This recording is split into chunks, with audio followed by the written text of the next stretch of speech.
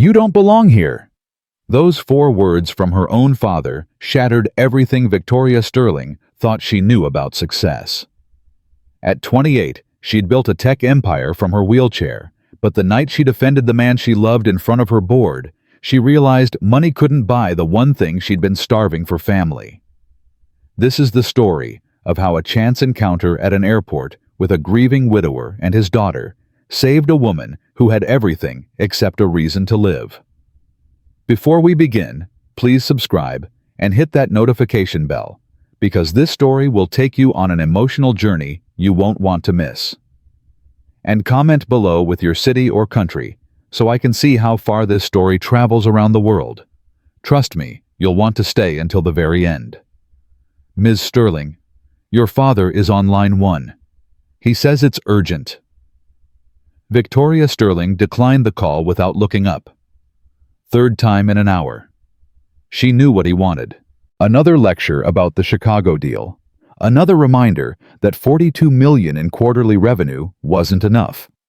Another conversation where she'd hear the disappointment in his voice that she'd never quite measure up. The phone buzzed again immediately. A text this time. "Dad.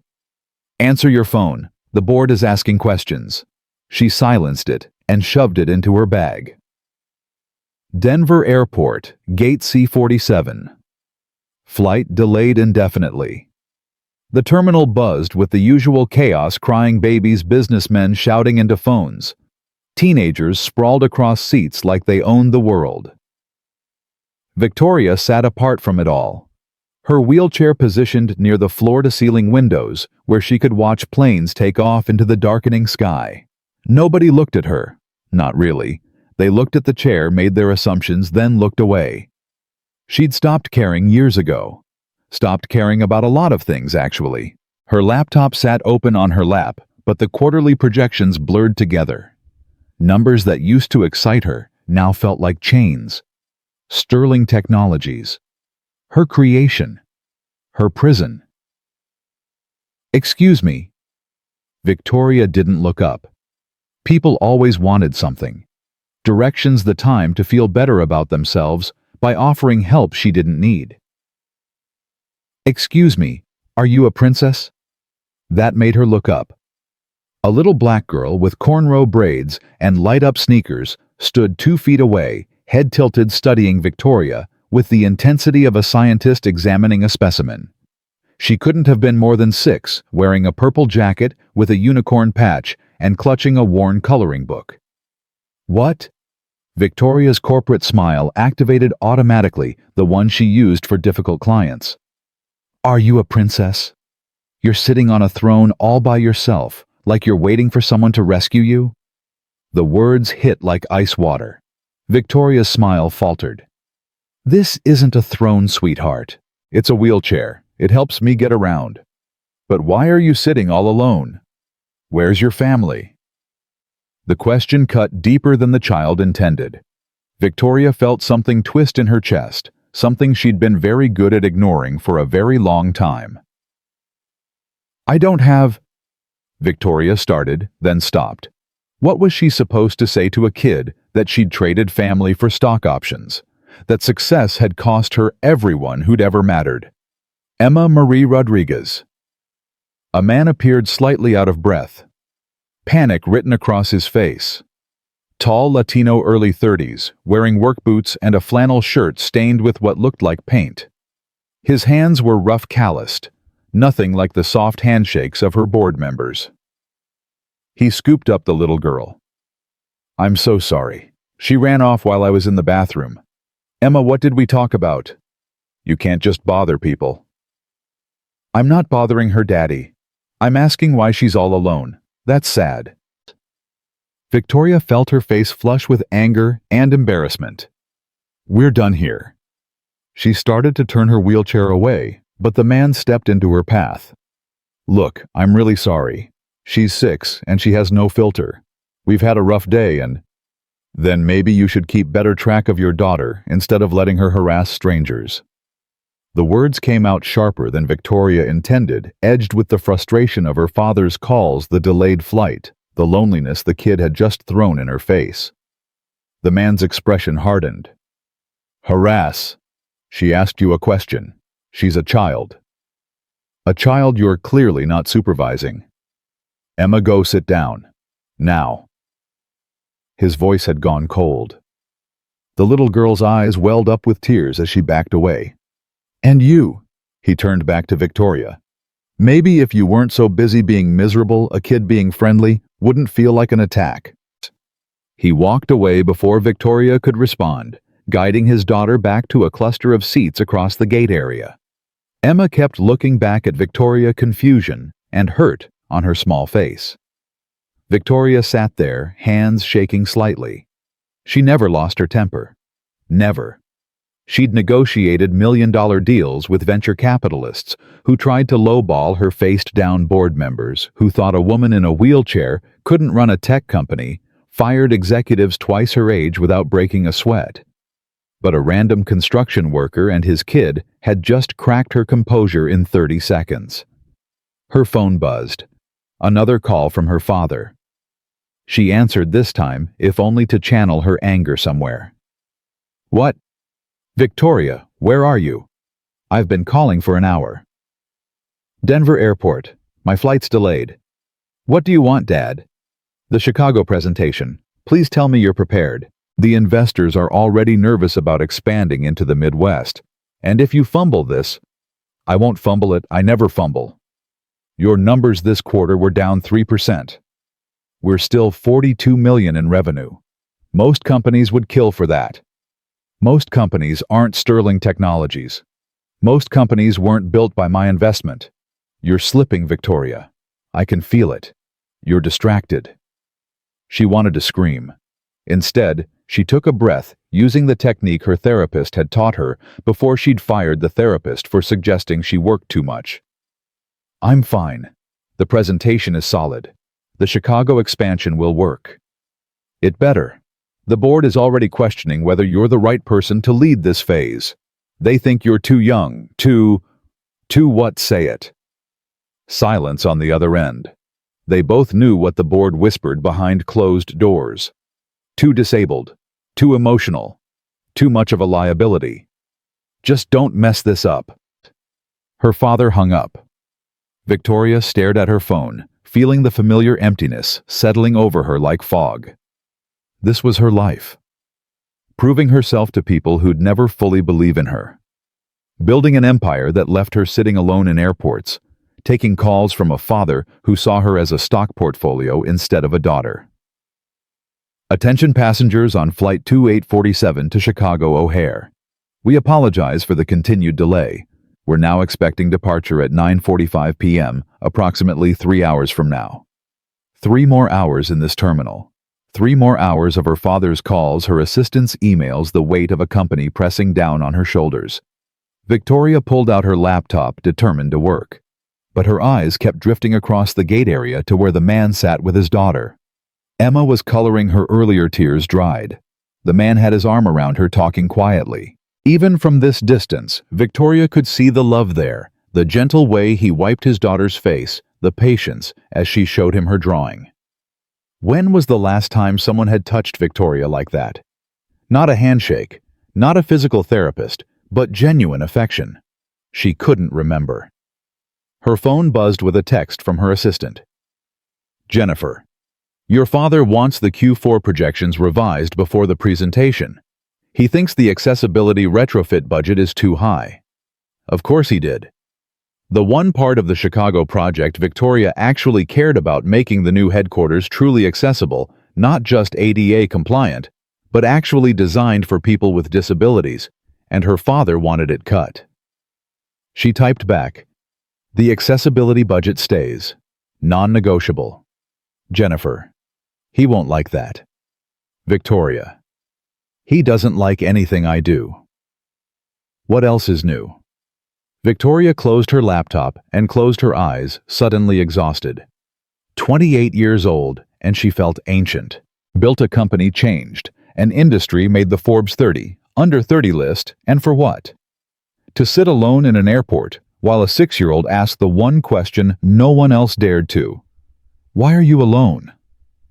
Excuse me. Victoria's eyes snapped open. The man from earlier stood in front of her, his daughter hiding slightly behind his leg.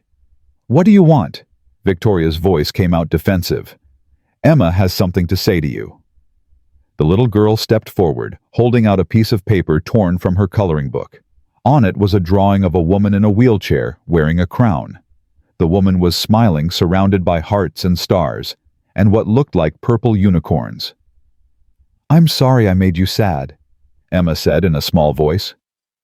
"Daddy says I shouldn't ask people why they're alone, because maybe they're alone because people aren't nice to them, and that makes them not want to be around people anymore. So I drew you a picture to say sorry. That's you. You're a princess and you're beautiful." Victoria stared at the drawing, something hot and unfamiliar burning behind her eyes. No one had drawn her a picture since elementary school. No one had called her beautiful in years. People called her brilliant, intimidating, successful, but never beautiful. "You didn't have to do this," Victoria managed. "I know, but I wanted to. Because even if you were mean to me, I was mean first by making you feel bad about being alone. Daddy says 2 wrongs don't make a right, so I'm making it right." The man, what was his name, Rodriguez, the little girl had said, cleared his throat. "I owe you an apology too. I shouldn't have said you were miserable. I don't know. You don't know what you're dealing with. Emma's learning about kindness, and I just showed her the opposite. I'm sorry." Victoria took the drawing with trembling hands. "I'm the one who should apologize. You were right." She asked a simple question and I bit her head off. "I've had a bad day, but that's not an excuse." "We've all had bad days." Rodriguez's expression softened slightly. "Especially lately." Emma tugged on her father's sleeve. "Daddy, can I ask her something?" "Emma, we apologized. Let's leave the lady alone now." "But Daddy, she looks so sad. And Abuela always says when someone's sad you should try to make them smile." Victoria surprised herself by saying, "What do you want to ask?" Emma's face lit up. "Do you want to sit with us? We have goldfish crackers, and I have my coloring book, and Daddy brought his iPad with movies, and we're going to be here forever and ever, and you shouldn't be alone when you're sad." "Emma Ms." Rodriguez paused. "I don't even know your name." "Victoria. Victoria Sterling." Something flickered across Rodriguez's face. Recognition. Here it comes, Victoria thought.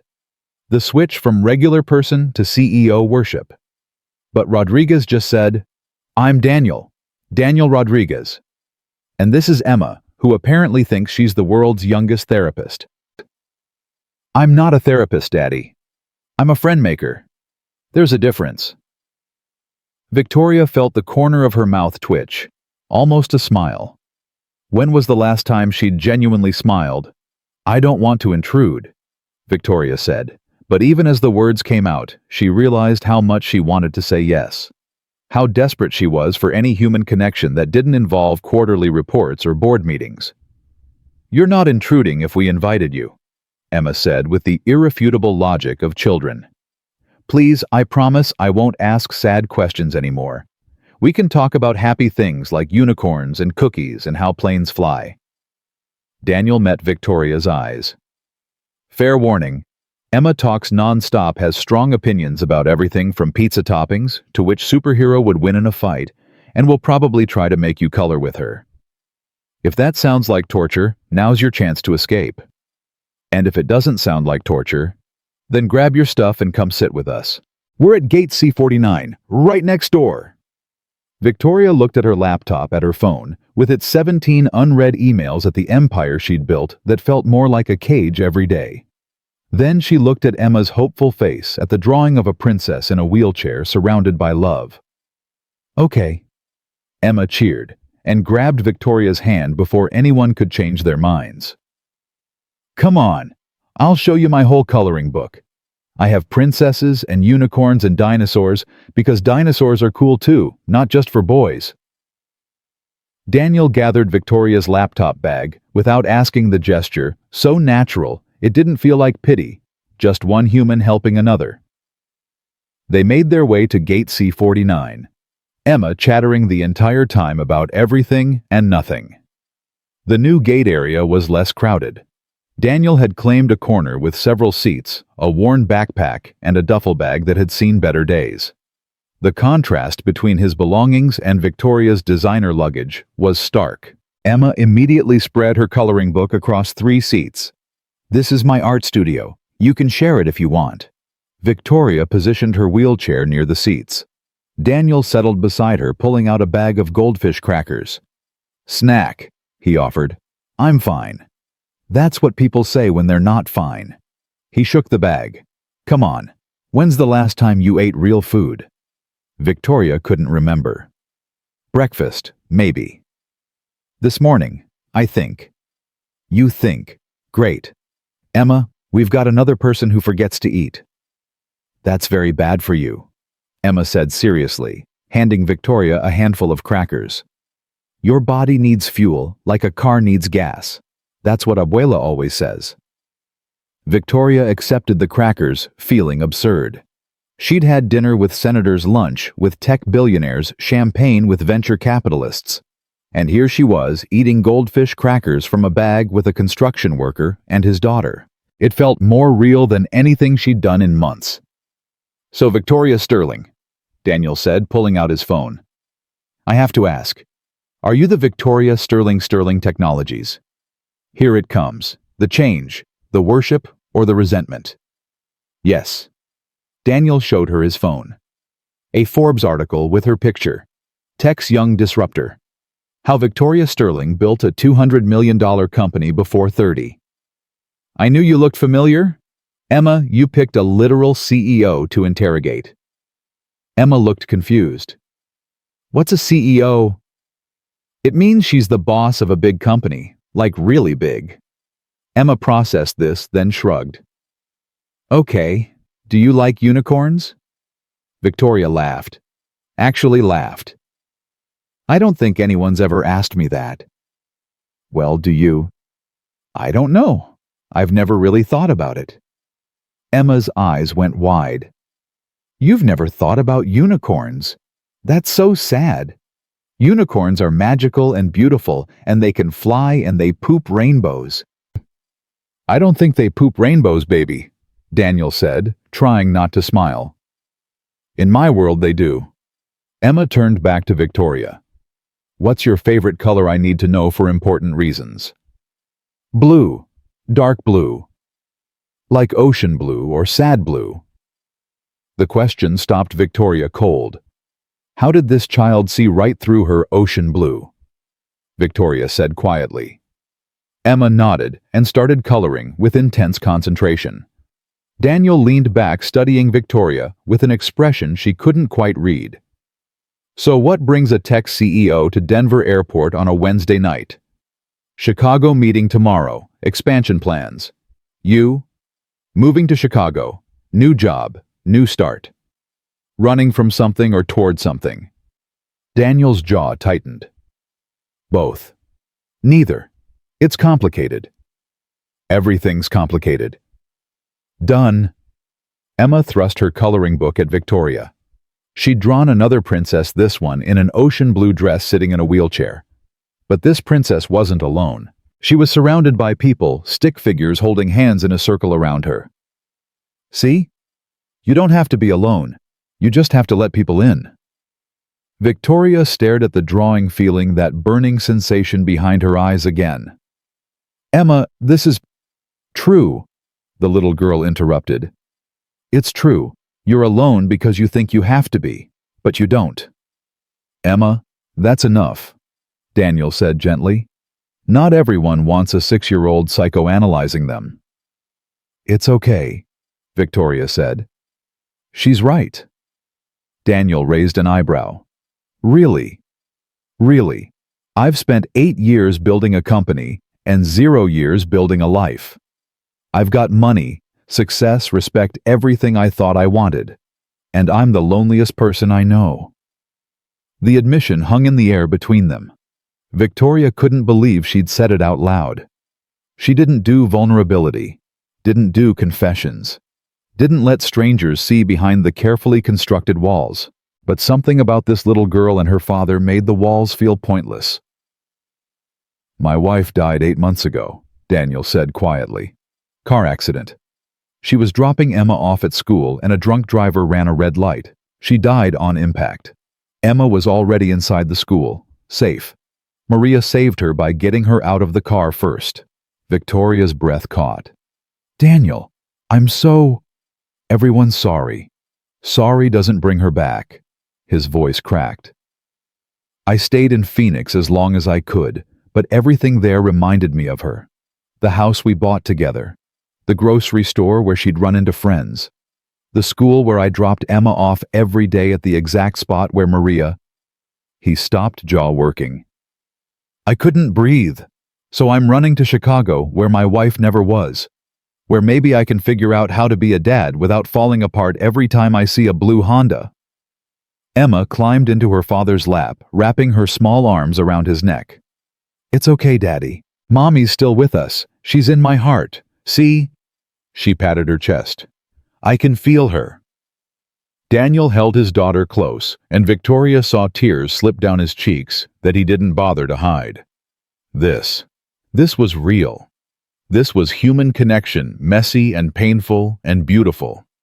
Everything her corner office wasn't. "I lost my mother when I was 12, Victoria heard herself say. "Cancer. Fast and brutal. One day she was fine, 6 months later she was gone. My father didn't know how to handle it. Didn't know how to handle me. So he threw himself into work and I learned to do the same. By the time I was 18, I'd forgotten how to feel anything that wasn't ambition. Built a company because building things was easier than building relationships. And now I'm 28, successful as hell, and I can't remember the last time anyone touched me with affection. The last time someone drew me a picture. The last time I felt like a person instead of a portfolio." Emma climbed out of Daniel's lap and into Victoria's, wrapping her arms around Victoria's neck with fierce intensity. "I'm touching you with affection right now. And I drew you 2 pictures. So now you have those things again." Victoria's arms came up automatically to hold the child, and something inside her chest cracked wide open. She was crying. When was the last time she'd cried? Years. Maybe not since her mother's funeral. "Thank you," Victoria whispered into Emma's hair. "You're welcome. You're my friend now. Friends take care of each other." Daniel pulled out napkins from somewhere, handing them to Victoria. "Sorry, Emma has this effect on people. She's got her mother's heart. Sees people who are hurting and can't walk away." Victoria wiped her eyes, embarrassed and relieved at the same time. "I don't usually fall apart in airports. We don't usually make people fall apart in airports. We're all having firsts tonight." Emma wriggled out of Victoria's arms and grabbed her coloring book. "Okay, now that we're all friends and we all cried, we should do something fun. Victoria, do you know how to color?" "It's been a while." "That's okay, I'll teach you. Rule number 1, there are no rules. If you want the sky to be purple, make it purple. If you want grass to be pink, make it pink. Coloring is about making the world the way you want it to be." Victoria accepted the crayons Emma thrust at her. "I like that philosophy." "It's a good one," Daniel said. "Wish the real world worked that way." "Maybe it does," Victoria said, picking up a blue crayon. "Maybe we just forget we're allowed to color outside the lines." They colored in companionable silence for a while. Emma narrated every choice. "This unicorn needs a purple mane because regular white is boring." Daniel added his own stick figures to Emma's drawings. "This is us. See, we're a team now." And Victoria felt her shoulders relax for the first time in months. Her phone buzzed. Her father again. She silenced it without looking. "Important call," Daniel asked. "My father, wanting to know if I've memorized my presentation for tomorrow, if I've anticipated every question, if I'm going to embarrass him in front of the investors." Sounds supportive. "He's not bad, just disappointed. I dropped out of Stanford my sophomore year to build Sterling Technologies. He thought I was throwing my life away. When the company took off, he invested heavily. Now he treats me like an investment instead of a daughter. Every decision I make is about ROI. Every conversation is a performance review. That sounds exhausting. It is, but it's all I know. Emma looked up from her coloring. Your daddy sounds mean. Emma, Daniel warned. It's okay, Victoria said. She's not wrong. He's not mean exactly. Just focused on success, on winning, on making sure I never fail. But what about making sure you're happy? Emma asked with devastating simplicity. Victoria had no answer for that. Attention passengers on Flight 2847 to Chicago. We apologize again for the delay. Boarding will begin in approximately 20 minutes. Finally, Emma cheered. Are you sitting with us on the plane, Victoria? Please say yes. Victoria looked at Daniel. I have a first-class seat. Of course you do, he said without judgment. We're in coach, row 32. Victoria made a decision.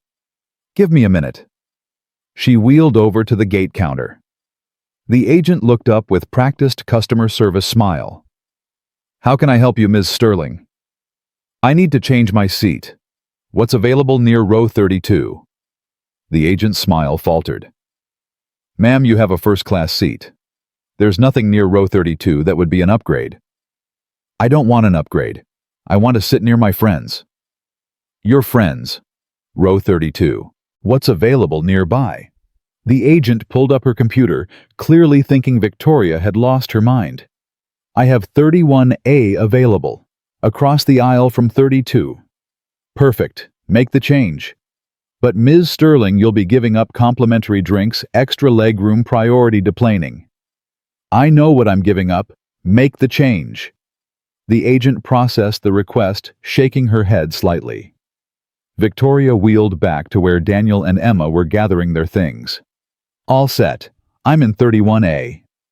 Daniel stared at her. You gave up first class to sit in coach. I gave up sitting alone to sit with friends. Emma launched herself at Victoria again. This is the best day ever. We're going to have so much fun. I brought my iPad and we can watch movies and share headphones and... Emma, breathe. Daniel laughed. But he was looking at Victoria with something like wonder. You didn't have to do that. I know. I wanted to. Why? Victoria thought about her empty penthouse in San Francisco, her corner office with its view of the bay, the life she'd built that impressed everyone and satisfied no one. Because for the first time in 8 years, I have somewhere I actually want to be. They boarded together. First class was called, and Victoria rolled right past it, following Daniel and Emma down the narrow aisle to row 32. The flight attendants looked confused, whispering to each other about the woman in the expensive wheelchair slumming it in coach. Victoria didn't care. Daniel helped her transfer to the seat, storing her wheelchair with practiced efficiency. Emma claimed the window seat, practically vibrating with excitement. Daniel took the middle, and Victoria settled into 31A, across the aisle, close enough to be part of their circle. Daddy, can Victoria share my blanket? It's big enough for both of us if we stretch it across the aisle. I don't think that's how plane blankets work, baby. But we're a team now. Team share. The plane's engines roared to life. Emma grabbed her father's hand, then reached across the aisle for Victoria's. Hold on tight, everyone. This is the part where we go really fast, and then we fly. Victoria held the little girl's hand, feeling the warmth of human connection, for the first time in longer than she could remember. As the plane lifted off the runway, she felt something shift inside her chest. Something that had been frozen for years starting to thaw. She was flying toward Chicago, toward a presentation that would make or break her company's expansion, toward a father who saw her as a stock ticker, and a board that questioned her every move. But for the first time in her adult life, she wasn't flying alone. Emma squeezed her hand. Victoria, are you scared of flying? A little? It's okay. I'll protect you. That's what friends do. Daniel caught Victoria's eye across the aisle and smiled. A real smile, not the corporate kind Victoria was used to giving and receiving. A smile that said, "We're in this together." And Victoria Sterling, CEO of a $200 million tech company woman who'd negotiated with venture capitalists and fired executives twice her age, smiled back. The woman who'd sat alone in Gate C-47 2 hours ago was gone. In her place was someone beginning to remember what it felt like to be human. The plane leveled out at cruising altitude, and Emma finally released Victoria's hand, immediately pressing her face against the window. Look how tiny everything is. The cars look like ants, and the houses look like toys. Victoria leaned back in her seat, feeling the adrenaline of takeoff fade into something calmer. Her phone sat silent in her bag. She'd turned it off before boarding, ignoring the 17 unread emails and her father's increasingly irritated voicemails. For the next 2 hours, she was unreachable. The thought should have terrified her. Instead, it felt like freedom. "You okay?" Daniel asked from across the aisle. "Yeah, just not used to being disconnected." Welcome to my world. I had to delete my work email after Maria died. Kept getting messages about projects, deadlines, invoices. Like the world didn't know my wife was gone and nothing else mattered. Emma turned from the window. Daddy cried for 63 days straight. I counted. Daniel's expression tightened. Emma. What you did. Every morning when you thought I was still sleeping. But I heard you in the bathroom. Victoria watched Daniel's face, saw the raw pain he was trying to hide from his daughter. Emma, baby, that's private. But Victoria's our friend. Friends share things. You said so. I did say that. You're right. Daniel took a breath, running his hand through his hair. 63 days sounds about right. Some mornings I still wake up and forget she's gone. Reach across the bed and the sheets are cold and it all comes crashing back. That's why we're moving, Emma explained to Victoria with the matter-of-fact tone children use for devastating subjects. Daddy said Phoenix has too many ghosts. Chicago doesn't have any ghosts because Mommy never went there. So we can start fresh like a new coloring page. Is that helping? Victoria asked Daniel. The fresh start. Ask me in 6 months. Right now, it just feels like running. Running from pain or toward something better. Daniel met her eyes. Does it matter? Either way, you're moving. The flight attendant appeared with the beverage cart. What can I get you folks? Apple juice, Emma said immediately. Coffee, black, Daniel added. The attendant turned to Victoria. And for you, Ms. Sterling, would you like to move back to first class? I can arrange it if coach isn't comfortable. Every head in the surrounding rows turned to look at Victoria. She felt Daniel stiffen beside her, saw the recognition dawn on nearby passengers' faces as they placed her from magazine covers and tech conferences. I'm fine here, thanks. I'll have water. The attendant's smile tightened. Of course. But if you change your mind, just let me know. We have champagne in first-class caviar service. Water is perfect. As the attendant moved on, Victoria caught the whispers starting around them. That's Victoria Sterling, the tech CEO. What's she doing in coach? Is that her family? Daniel's voice dropped low. Does that happen everywhere you go? Pretty much. You get used to it. Do you get used to it? Victoria thought about it. No. You just get better at pretending it doesn't bother you. Emma tugged on Victoria's sleeve. Why is everyone staring at you? Because they recognize me from articles and interviews. Are you famous? Sort of. Emma considered this. If you're famous, does that mean you're important? Some people think so.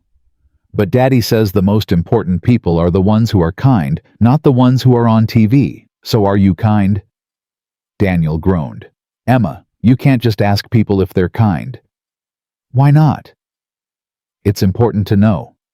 Victoria smiled despite herself. Your daughter doesn't pull punches. She gets it from her mother. Maria used to say things that would stop you in your tracks, make you rethink your whole life. Emma's got that same gift, or curse depending on your perspective. I think I would have liked your wife. She would have liked you too. Maria had this thing about people who built walls. She'd see right through them to the person hiding underneath. Drove me crazy when we first started dating. She'd call me out on every defense mechanism, every deflection. Made me face things I'd been running from my whole life. Like what? Daniel's jaw worked. Like the fact that I was terrified of failing. My dad left when I was 8. Just walked out one day, left my mom with 3 kids and a mortgage she couldn't afford. I watched her work 3 jobs, watched her break herself, trying to keep us fed. I swore I'd never be like him. Never abandon my family, never fail at providing. So, I worked construction, took every overtime shift I could get. Maria saw through it. Told me I was running from fear instead of toward anything real. Was she right? She was always right. That's what made her so annoying. Daniel's voice cracked on the last word. She made me slow down, made me see Emma's first steps instead of missing them for a shift. Made me understand that being present was more important than being perfect. Emma had gone quiet, listening to her father talk about her mother. Victoria saw tears gathering in the little girl's eyes. "Tell Victoria about the cookies," Emma whispered. Daniel smiled through his own tears. Every Sunday, Maria would make cookies with Emma, any kind Emma wanted. Chocolate chip oatmeal raisin, those weird sugar cookies shaped like dinosaurs. They'd make a massive mess in the kitchen floor everywhere, chocolate on the ceiling. I'd come home from work and find them dancing to music with cookie dough in their hair. "Mommy said cookies taste better when you make them with love," Emma said. "And when you dance while you bake, the happiness goes into the dough." "We haven't made cookies since she died," Daniel admitted. "I tried once. Bought all the ingredients, pulled out Maria's recipe cards, but I couldn't do it. Stood in the kitchen staring at the mixing bowl and just broke down." Victoria felt something twist in her chest. "What stopped you?" The silence. The house was so quiet. Maria always sang while she baked. Terrible off-key singing that made Emma laugh. Without that sound, baking felt like desecrating a memorial. Emma climbed out of her seat and into her father's lap, wrapping her arms around his neck. "It's okay, Daddy. When we get to Chicago, we'll make cookies together. All 3 of us. Me and you and Victoria." Victoria's a very busy person. She can't just... "Actually," Victoria interrupted, surprising herself. "I'd like that. I haven't baked anything in probably 15 years. My mother used to make these lemon bars that were incredible. After she died, my father threw out all her recipe cards. Said they reminded him too much of what we'd lost. I've regretted not keeping them ever since." "Then it's settled," Emma announced. "We're having a cookie party in Chicago. Victoria, what's your favorite kind?" "Chocolate chip. The classic." "Good choice." "Mommy always said you can tell a lot about a person by their cookie preference. Chocolate chip people are reliable and kind." "What does that make you?" Victoria asked. "Sugar cookies with pink frosting and way too many sprinkles. Mommy said that meant I was joyful and creative and maybe a little chaotic." Daniel laughed. "Your mother was diplomatic. She told me you were a tornado in human form." "Tornadoes are just wind that's really excited about spinning," Emma said with perfect 6-year-old logic. "I'm excited about everything. There's a lot to be excited about." Victoria couldn't remember the last time she'd been excited about anything. Success had become an obligation achievement, a checkbox. When had joy left the equation? Emma. Victoria said, "What are you most excited about in Chicago?" "Making new friends at my new school. And seeing snow." Daddy says Chicago has real snow, not like Phoenix where it barely gets cold. I want to build a snowman and make snow angels and have a snowball fight." "What about you?" Victoria asked Daniel. "What are you looking forward to?" He was quiet for a long moment. "Honestly, not waking up in the bed I shared with Maria. Not driving past the hospital where she died. Not seeing her friends at the grocery store and watching them try to find something to say. I know that sounds like I'm still just running from things, but maybe that's okay for now. Maybe running is how you get enough distance to finally turn around and face what you left behind." I understand that, Victoria said. I've been running my whole life. From my mother's death, from my father's disappointment, from the fear that I'm not actually good enough. Built a company so I'd have something to prove I mattered. But no matter how successful I get, I'm still running. Running from what? Victoria's throat tightened. From being alone. From realizing that I traded everything that matters for things that don't. I have a penthouse in San Francisco with floor-to-ceiling windows and a view of the bay. Know how many people have been inside it? 3. My housekeeper, my physical therapist, and a delivery guy who got the address wrong. I haven't had a friend over in 4 years, haven't had anyone over. The place is a museum to success, and it's the loneliest place on earth. Emma had been listening intently. You can come visit us in Chicago. Our apartment won't be fancy, but Daddy's really good at making places feel like home. And I'll show you all my stuffed animals. I have 47. Mommy started the collection. 48. Daniel corrected gently. I packed the new one your abuela gave you before we left. 48. See, Victoria. You can meet all 48 of my stuffed animals, and then you won't be lonely anymore. If only it were that simple, Victoria thought. But maybe it was. Maybe loneliness was just a choice you made every day to keep people at arm's length. Maybe connection was always there waiting if you were brave enough to reach for it. I'd like that, Victoria said. Her phone buzzed in her bag. She'd forgotten to turn it completely off, just silenced it.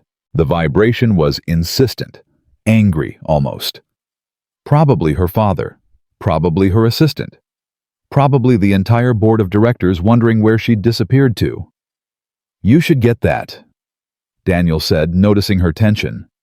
I should, but I'm not going to. Why not? Because for the first time in 8 years, I'm having a conversation that doesn't involve quarterly earnings or market projections, and I don't want it to end. Daniel studied her face. What's waiting for you in Chicago? A presentation to investors about expanding Sterling Technologies into the Midwest. We're buying a building, renovating it, making it our regional headquarters. If I pull this off, we'll double our revenue in 3 years.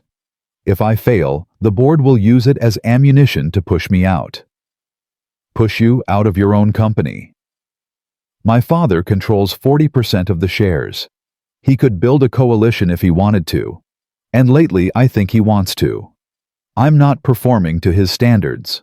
Not aggressive enough, not cutthroat enough.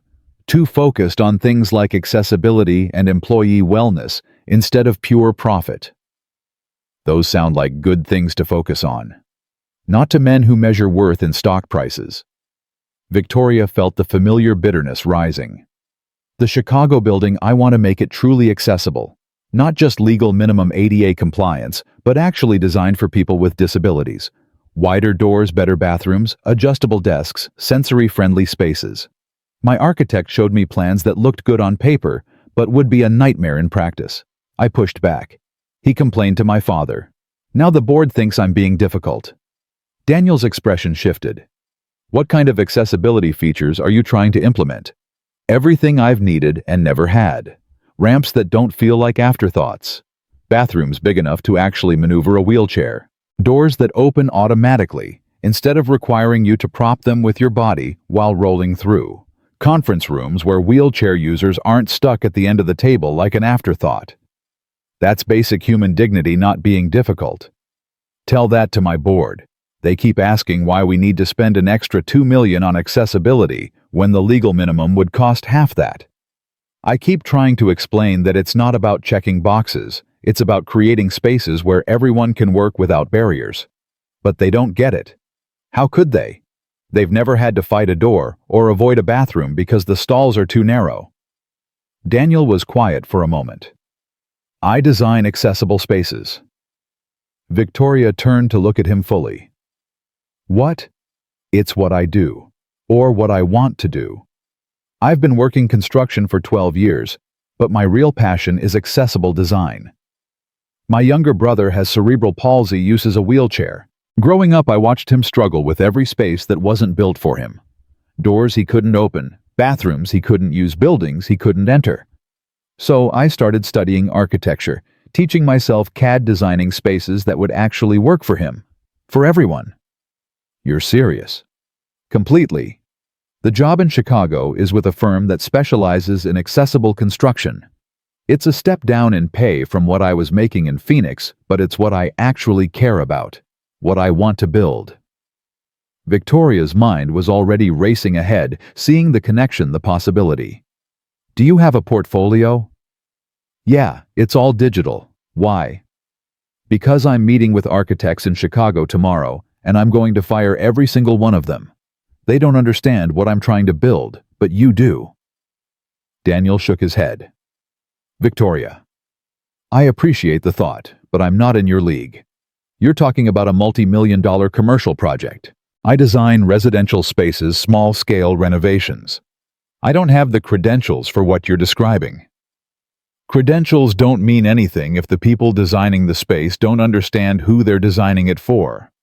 I've worked with award-winning architects who've never spent a day in a wheelchair. They design these beautiful, completely useless spaces that look great in photos and fail in practice. You've lived it through your brother. You understand it in a way they never will.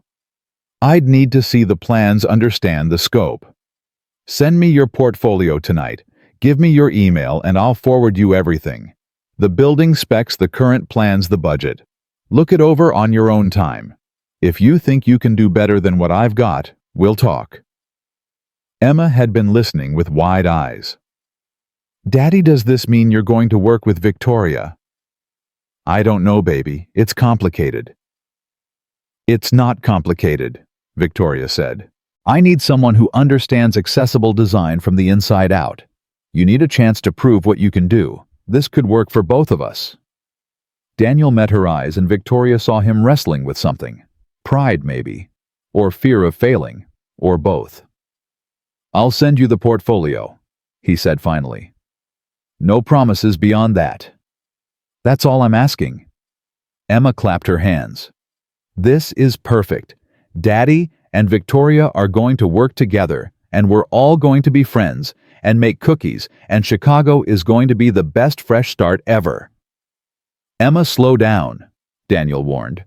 Victoria's offering to look at my work, not adopt us. But Emma had already moved on, pulling out her coloring book again. Victoria, you have to see the castle I drew. It has a ramp instead of stairs, so everyone can get in. And the princess has a wheelchair made of gold. Victoria took the coloring book, studying Emma's drawing. The castle was elaborate, detailed far beyond what she'd expect from a 6-year-old. Towers and windows, and yes, a ramp spiraling up to the main entrance. The princess sat in an ornate wheelchair, crown on her head, smile on her face. Emma, this is incredible. Mommy taught me. She said everyone deserves to feel like royalty, so all my castles have to be accessible. Regular fairy tales are boring because they only work for people who can walk. My fairy tales work for everyone. Victoria felt tears prick her eyes for the second time that night. Your mom sounds like she was an amazing person. She was the best person, Emma said with absolute certainty. She made everyone feel special, even people other people ignored. She'd talk to homeless people on the street, ask them their names, buy them lunch. She'd help old ladies at the grocery store reach things on high shelves. She saw people, really saw them. Daddy says that's a superpower. Your daddy's right. Daniel's voice was rough when he spoke. Maria volunteered at a disability rights organization in Phoenix. That's actually how we met. I was there supporting my brother at an advocacy event. She was there organizing it. She walked up to me and said, "You look like someone who understands why this matters." We talked for 3 hours. I fell in love with her before the night was over. How long were you married? 7 years. Not long enough. Not even close to long enough. Daniel wiped his eyes roughly. She was 31 when she died. We were supposed to have decades together.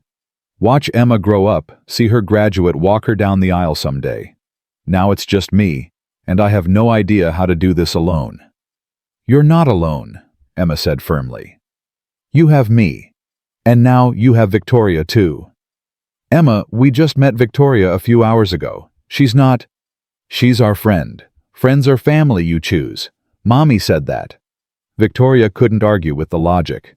She'd known Daniel and Emma for less than 3 hours, but she felt more connected to them than to people she'd worked with for years. There was something about shared vulnerability, about seeing and being seen, that created bonds faster than time ever could. "Your mom was a wise woman," Victoria said. "She was," Emma agreed. "And she's still watching over us. Sometimes I talk to her before bed. Tell her about my day, ask her questions. Daddy thinks I can't hear him, but sometimes I hear him talking to her too." Daniel's face flushed. "Emma, it's okay, Daddy. I think it's nice that you still talk to her. It means you miss her. Missing people means you loved them." The flight attendant appeared again. "We'll be serving dinner shortly. Chicken or pasta?" They ordered food. None of them really wanted, eating mechanically, while Emma chattered about Chicago, about her new school, about the snow she couldn't wait to see. Victoria found herself relaxing into the conversation, laughing at Emma's observations, sharing stories from her own childhood that she hadn't thought about in years. "My mom used to take me to the beach every Sunday," Victoria said, surprising herself with the memory. "We'd get up early, pack sandwiches, spend the whole day looking for shells. She collected them in these glass jars, had dozens of them lining the windowsills in our house. After she died, my father threw them all away. Said they were just clutter." "That's so sad," Emma said. "He threw away her treasures. He threw away everything that reminded him of her. Photos, clothes, books. Like if he erased every trace of her, he wouldn't hurt as much. But it didn't work. The hurt just got bigger, because now we didn't even have the memories to hold on to." Daniel leaned forward. "Is that why you work so hard, trying to fill the space she left?" Victoria had never thought about it that way, but the truth hit her like cold water. "Maybe. If I achieve enough, accomplish enough, maybe I'll matter enough to make up for her being gone. You know that's not how it works, right? Intellectually, yes. Emotionally, I'm still 12 years old trying to make my father look at me the way he looked at her." "Does he?" Emma asked. "Look at you like that?" "No. He looks at me like a quarterly report. Analyzes my performance, finds me lacking, suggests improvements. That's mean. That's business." "Business sounds terrible," Emma declared. "I'm never doing business when I grow up." "What are you going to do?" Victoria asked, grateful for the change of subject. "I'm going to build castles. Real ones, not just drawings. Castles where everyone is welcome and no one is left out, and there are ramps and elevators, and everyone gets to be a princess if they want." Daniel smiled. "An architect, then?" "A magical architect," Emma corrected. "Regular architects are boring. I'm going to be magical." "I think you already are," Victoria said. Emma beamed. "Thank you. You're magical too. You're like a real-life princess who runs a kingdom. That's pretty magical." If only she knew how unmagical it felt most days.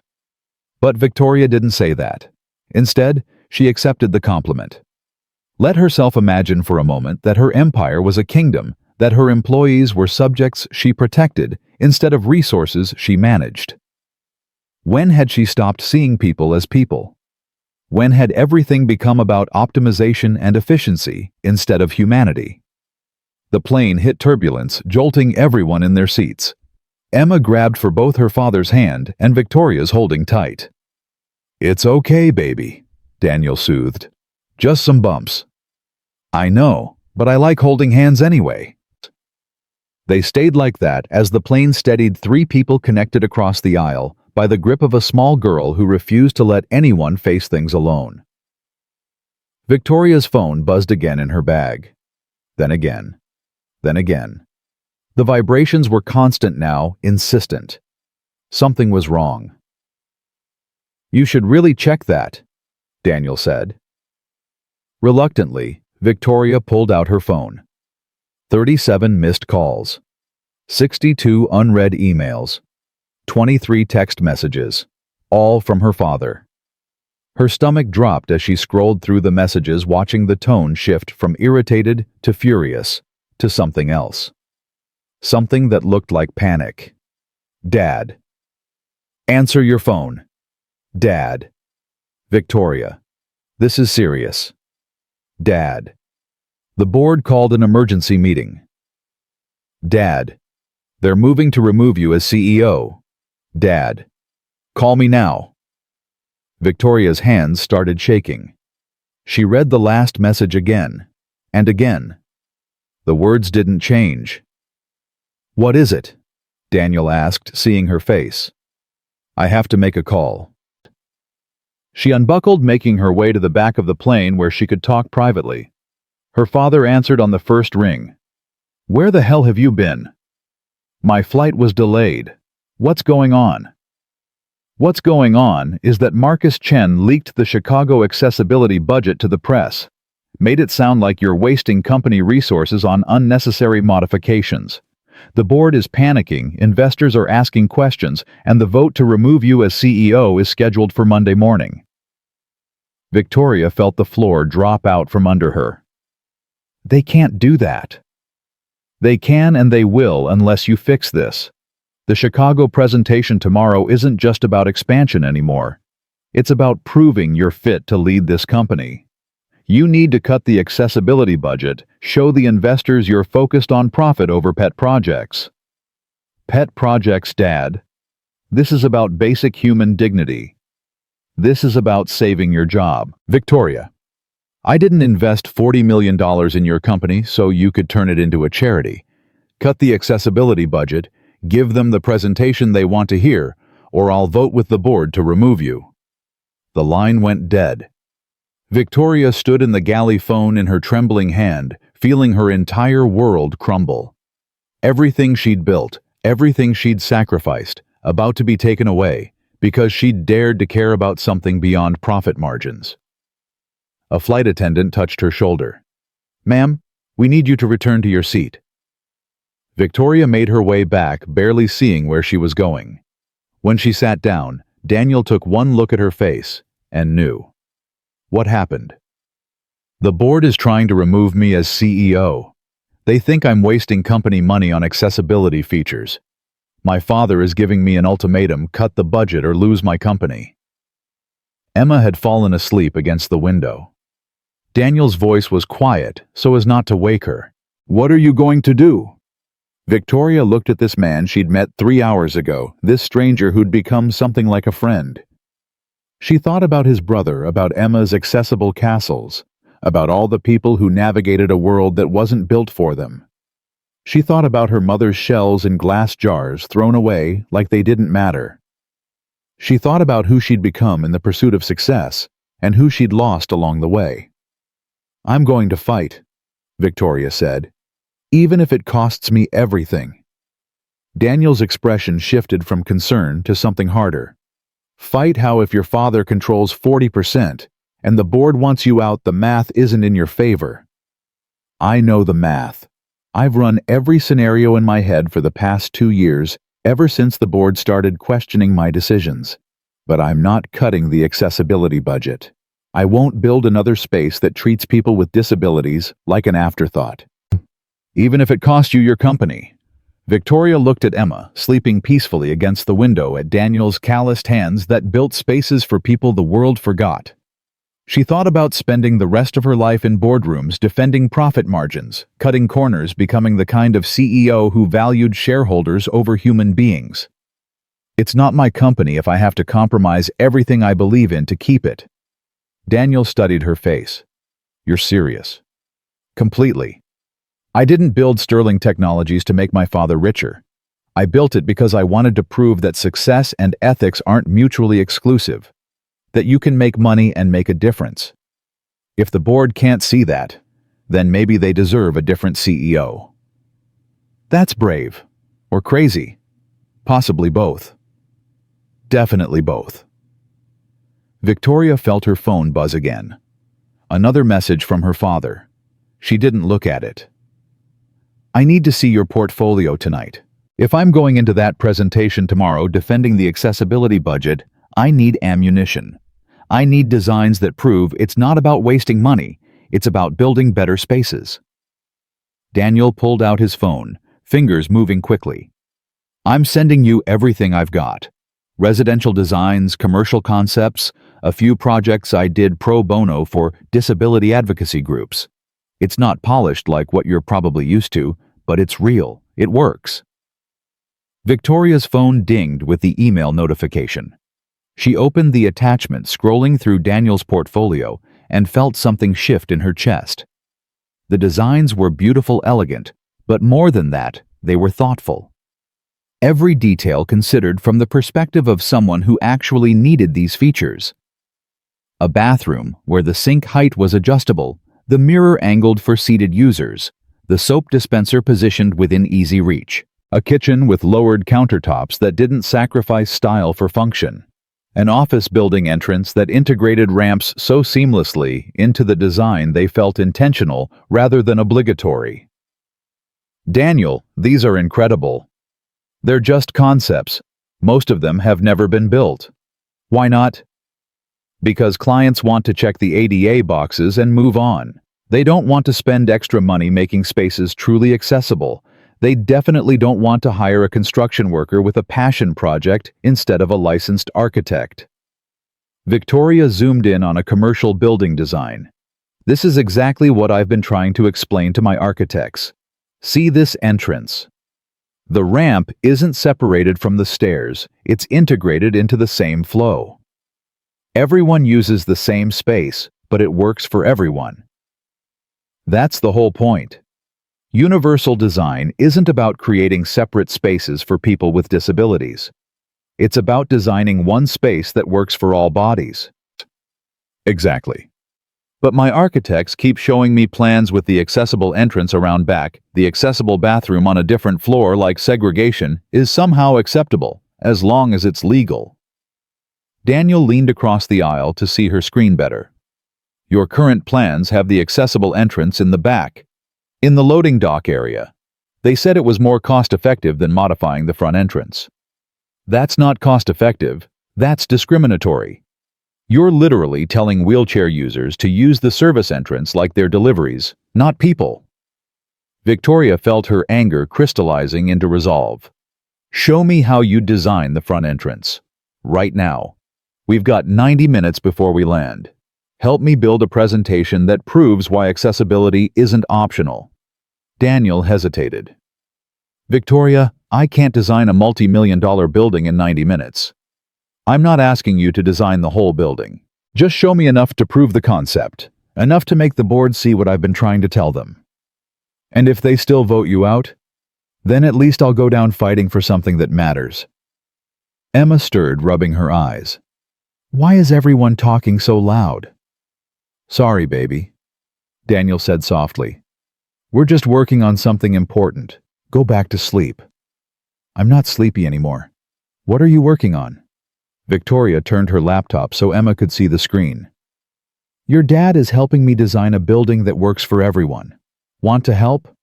Emma's face lit up. Like my castles. Exactly like your castles. For the next hour, the three of them huddled around Victoria's laptop. Daniel sketched ideas on napkins while Victoria typed notes, and Emma offered her own 6-year-old wisdom about what made spaces welcoming. The flight attendants watched them with confusion, probably wondering why a tech CEO was working with a construction worker and a child instead of sitting alone in first class drinking champagne. Victoria didn't care. For the first time in years, work felt like creation instead of obligation. What about automatic doors here? Daniel pointed to the entrance. They're not just for wheelchair users. Parents with strollers, delivery people, anyone carrying something heavy, everyone benefits. But they're expensive, Victoria said, playing devil's advocate the way her board would. So is replacing manual doors every few years because they're constantly breaking from heavy use. Automatic doors last longer, require less maintenance, and improve traffic flow. You're not spending more money, you're investing smarter. Victoria typed that into her notes. What else? Lighting. Your current plans have standard overhead fluorescent lighting. It's cheap but terrible for people with sensory processing issues, migraines, or visual impairments. Switch to adjustable LED panels. Users can control brightness and color temperature. It costs maybe 15% more upfront, but reduces energy costs by 30% annually. That's a net savings. Exactly. Universal design isn't about charity. It's about building smarter, more efficient spaces that work better for everyone. Emma tugged on Victoria's sleeve. What about colors? My special education teacher says some colors make people feel calm, and some colors make people feel excited. Your building should have both, so people can pick what they need. Daniel smiled. She's right. Color psychology is a real thing. Strategic use of color can reduce stress, improve focus, increase productivity. Victoria made more notes. My board is going to think I've lost my mind bringing color psychology into a corporate headquarters design. Your board thinks in quarterly profits. Show them how reducing employee stress reduces sick days, improves retention, increases productivity. It all impacts the bottom line. You're good at this. I've had to be. When you're advocating for accessibility, you learn fast that appeals to human decency don't work on people who only care about money. You have to speak their language. Show them the ROI on doing the right thing. Victoria looked at Daniel with new appreciation. How did you learn all this? Trial and error. Mostly error. I spent years pitching accessible design concepts and getting rejected. Finally figured out that I couldn't lead with, "This is the right thing to do." I had to lead with, "This will save you money and make you more money." Once I learned to translate ethics into economics, people started listening. That's depressing. That's reality. But here's the thing. I don't care why they say yes as long as they say yes. If a corporation builds an accessible space because it improves their bottom line, instead of because it's morally correct, disabled people still get an accessible space. The motivation doesn't matter if the outcome is the same. Mommy used to say that too, Emma chimed in. She said some people do good things for good reasons, and some people do good things for selfish reasons, but either way, good things are happening. So celebrate the good things, and don't worry so much about why. Victoria felt tears prick her eyes again. Your mother really was wise. She was. Is. Emma's face scrunched up. I still don't know which word to use. Both, Victoria said, echoing what she'd told Daniel earlier. She was wise, and because you remember her wisdom, she still is. Emma seemed satisfied with that answer. She went back to coloring, adding what she called happy colors to Victoria's building design. Daniel pulled up the Chicago building specs on his own phone. What's your total budget for the renovation? $12 million. The board approved $8 million for standard renovations. I'm fighting for an additional $4 million, specifically for accessibility features. That's not unreasonable for a building this size. What are they offering as an alternative? $2 million. Bare minimum ADA compliance. Everything my architects are planning is technically legal but functionally useless. Daniel scrolled through the specs, his expression growing darker. These plans are worse than I thought. They've got one accessible bathroom on the first floor for a 12-story building. One accessible parking spot in a lot that holds 200 cars. Doorways that are technically wide enough to meet code, but only if you're in a standard wheelchair and can navigate with perfect precision. I know. That's why I've been fighting them. But the board sees $4 million in unnecessary spending instead of seeing people who'll be excluded by cutting corners. $4 million is actually conservative for doing this right. You could easily justify $6 or $7 million if you wanted to build something truly inclusive. Victoria laughed bitterly. I can't even get them to approve $4 million. How would I ever sell 6? By changing the conversation. Stop calling it accessibility spending. Call it universal design investment. Show them how features that help wheelchair users also help parents with strollers, elderly employees, people with temporary injuries, delivery workers. You're not building for a minority. You're building for everyone. That's good. That's really good. Victoria typed frantically. What else? They worked together building a presentation that reframed every accessibility feature as a smart business decision. Automatic doors became traffic flow optimization. Adjustable desks became productivity enhancement. sensory-friendly spaces became employee wellness investment. By the time the pilot announced their descent into Chicago, Victoria had a completely new presentation that spoke the language of profit while doing the work of justice. "I think this might actually work," Victoria said, reviewing their notes. "Or they'll fire you for wasting time on a construction worker's ideas instead of listening to your high-priced architects. Then they fire me, but at least I'll have tried." The plane touched down with a jolt. Emma cheered. "We're here. We're in Chicago. New start, new adventures, new everything." As they taxied to the gate, Victoria's phone exploded with notifications. Dozens of messages from board members, her assistant, her father. She silenced them all. "What's your plan for tonight?" Daniel asked as they gathered their belongings. "Check into my hotel, finalize this presentation, maybe sleep for 2 hours if I'm lucky. And tomorrow, walk into that boardroom and fight for my company." "You mean fight for your vision of what your company should be?" Victoria paused. "Yeah, I guess I do." They deplaned together, Daniel helping Victoria navigate the crowded jetway, while Emma held tight to Victoria's hand. The terminal was chaos, people rushing in every direction, but Victoria felt strangely calm. She'd made her decision. Whatever happened tomorrow, she wouldn't compromise. "Where are you staying?" Victoria asked as they reached baggage claim. "Cheap motel on the south side. It's all I could afford until I get my first paycheck. We'll look for a real apartment this weekend." Victoria pulled out her phone, typing quickly. "I just sent you an address. It's a furnished corporate apartment Sterling Technologies keeps for visiting executives. 3 bedrooms, full kitchen available for the next 2 months until we move people into the new building." "Victoria, we can't." "You can and you will, Anne. And you. Consider it payment for the consulting work you just did on the plane. That presentation you helped me build is worth way more than 2 months of rent."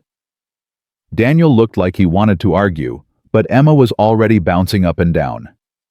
"Does it have a bathtub?" "The motel only has showers, and I miss bubble baths." "It has 2 bathtubs," Victoria confirmed. "Then we're definitely staying there." "Thank you, Victoria." Daniel's jaw worked. "I don't like taking charity." "It's not charity. It's business. I'm hiring you as a consultant for the Chicago project. That apartment is part of your compensation package." "You can't hire me. You might not even have a company after tomorrow." "Then I'll hire you for my next company, or my next company. Either way, you're staying in that apartment, and that's final." Emma hugged Victoria's waist. "Thank you for taking care of us. That's what friends do." Victoria hugged her back, feeling the warmth of connection she'd been missing for so long. "You're welcome, sweetheart." They collected their luggage and headed for the exit. Victoria's phone rang. Her father. Again. She declined the call. "You're going to have to talk to him eventually," Daniel said. "I know, just not tonight. Tonight I need to focus on building a presentation that might save my company, or destroy my relationship with my father. Possibly both. Those are high stakes. The highest. But if I back down now, if I cut that accessibility budget and become the kind of CEO who values profit over people, I'll lose myself. And I've already lost too much to let that happen." They exited into the cold Chicago night. The wind hit Victoria's face sharp and clean. She'd been to Chicago dozens of times for business, but tonight it felt different. Tonight she wasn't alone. "My hotel is that way," Victoria pointed. "The apartment is about 20 minutes in the opposite direction. I'll have my assistant send you the keys and access codes." "What time is your presentation tomorrow?" 10 a.m. Wish me luck." "You don't need luck. You need courage. And from what I've seen tonight, you've got plenty of that." Emma hugged Victoria one more time. "You're going to win tomorrow. I can feel it. And when you do, we're making cookies to celebrate." Victoria smiled through tears. She didn't know she was crying. "Deal." She watched them walk away, Daniel carrying their luggage, Emma skipping beside him, chattering about their new adventure. Then Victoria turned toward her hotel alone again, but somehow not lonely. Her phone rang. Her father. This time she answered. "Dad." "Thank God. Victoria, we need to talk about tomorrow. I've been working the board calling in favors. I think I can get them to table the vote to remove you if you agree to certain compromises." "What kind of compromises?" "Cut the accessibility budget to $2 million. Fire the project managers who've been pushing back against the architects. Bring in someone from outside to oversee the Chicago expansion, someone the board trusts." "Someone you trust, you mean?" "Someone who understands business. Victoria, you're brilliant with technology, but you're letting emotions cloud your judgment. This accessibility crusade is going to cost you everything." Victoria thought about Daniel's designs, about Emma's castles, about all the people who deserved spaces built for them instead of in spite of them. What if everything I'd lose isn't worth keeping? Silence on the other end. Then her father's voice, cold and final. "If you walk into that presentation tomorrow and defend that $4 million accessibility budget, I'll vote with the board to remove you as CEO. You'll lose your company, your position, everything you've built. Is your pride really worth that?" "It's not about pride, Dad. It's about integrity." "Integrity doesn't pay dividends, Victoria." "Maybe not, but it lets me sleep at night." "You're making a mistake." "Then it's my mistake to make." Her father hung up without saying goodbye. Victoria stood on the sidewalk outside her hotel phone, in her hand, feeling the weight of tomorrow pressing down on her shoulders. She could back down, cut the budget, keep her company, keep her father's approval, keep the life she'd built. Or she could fight, risk everything, possibly lose everything, but keep herself. The choice had never been clearer. Victoria rolled into her hotel, checked in, and went straight to her room. She didn't sleep. She worked through the night refining the presentation Daniel had helped her build, adding data and projections and case studies. She built an argument that appealed to profit while serving purpose. By 5 a.m., she had something she believed in, something worth fighting for. By 6 a.m., she was in the shower washing away the exhaustion. By 7 a.m., she was dressed in her armor, the navy suit she wore to her toughest negotiations, the earrings her mother had given her before she died. By 8 a.m., she was in the car heading to the office building where her entire future would be decided. Her phone buzzed with a text from Daniel. "Daniel, Emma wanted me to tell you that princesses are brave even when they're scared, especially when they're scared. Good luck today." Victoria smiled. She texted back. "Victoria, tell Emma thank you, and tell her I'm terrified but I'm doing it anyway. Daniel, that's what makes you a real princess. Not the crown, the courage." Victoria arrived at the office 30 minutes early. The boardroom was on the 12th floor, floor-to-ceiling windows overlooking Lake Michigan. She'd been in this room hundreds of times. Today it felt like entering an arena. The board members trickled in. Marcus Chen, the CFO, who'd leaked the budget. Patricia Morrison, the investor who'd never trusted a woman in a wheelchair to run a company. Robert Chang, the venture capitalist who'd wanted her father to take over as CEO from the beginning. And her father, James Sterling, sitting at the head of the table like he already owned the place. "Victoria," her father said, his voice carefully neutral, "I trust you've reconsidered your position on the accessibility budget." "I have." Relief flickered across his face. "Good. Then let's begin." "I've reconsidered it," Victoria continued, "and I'm more committed than ever. In fact, I'm proposing we increase it to $6 million. The room erupted.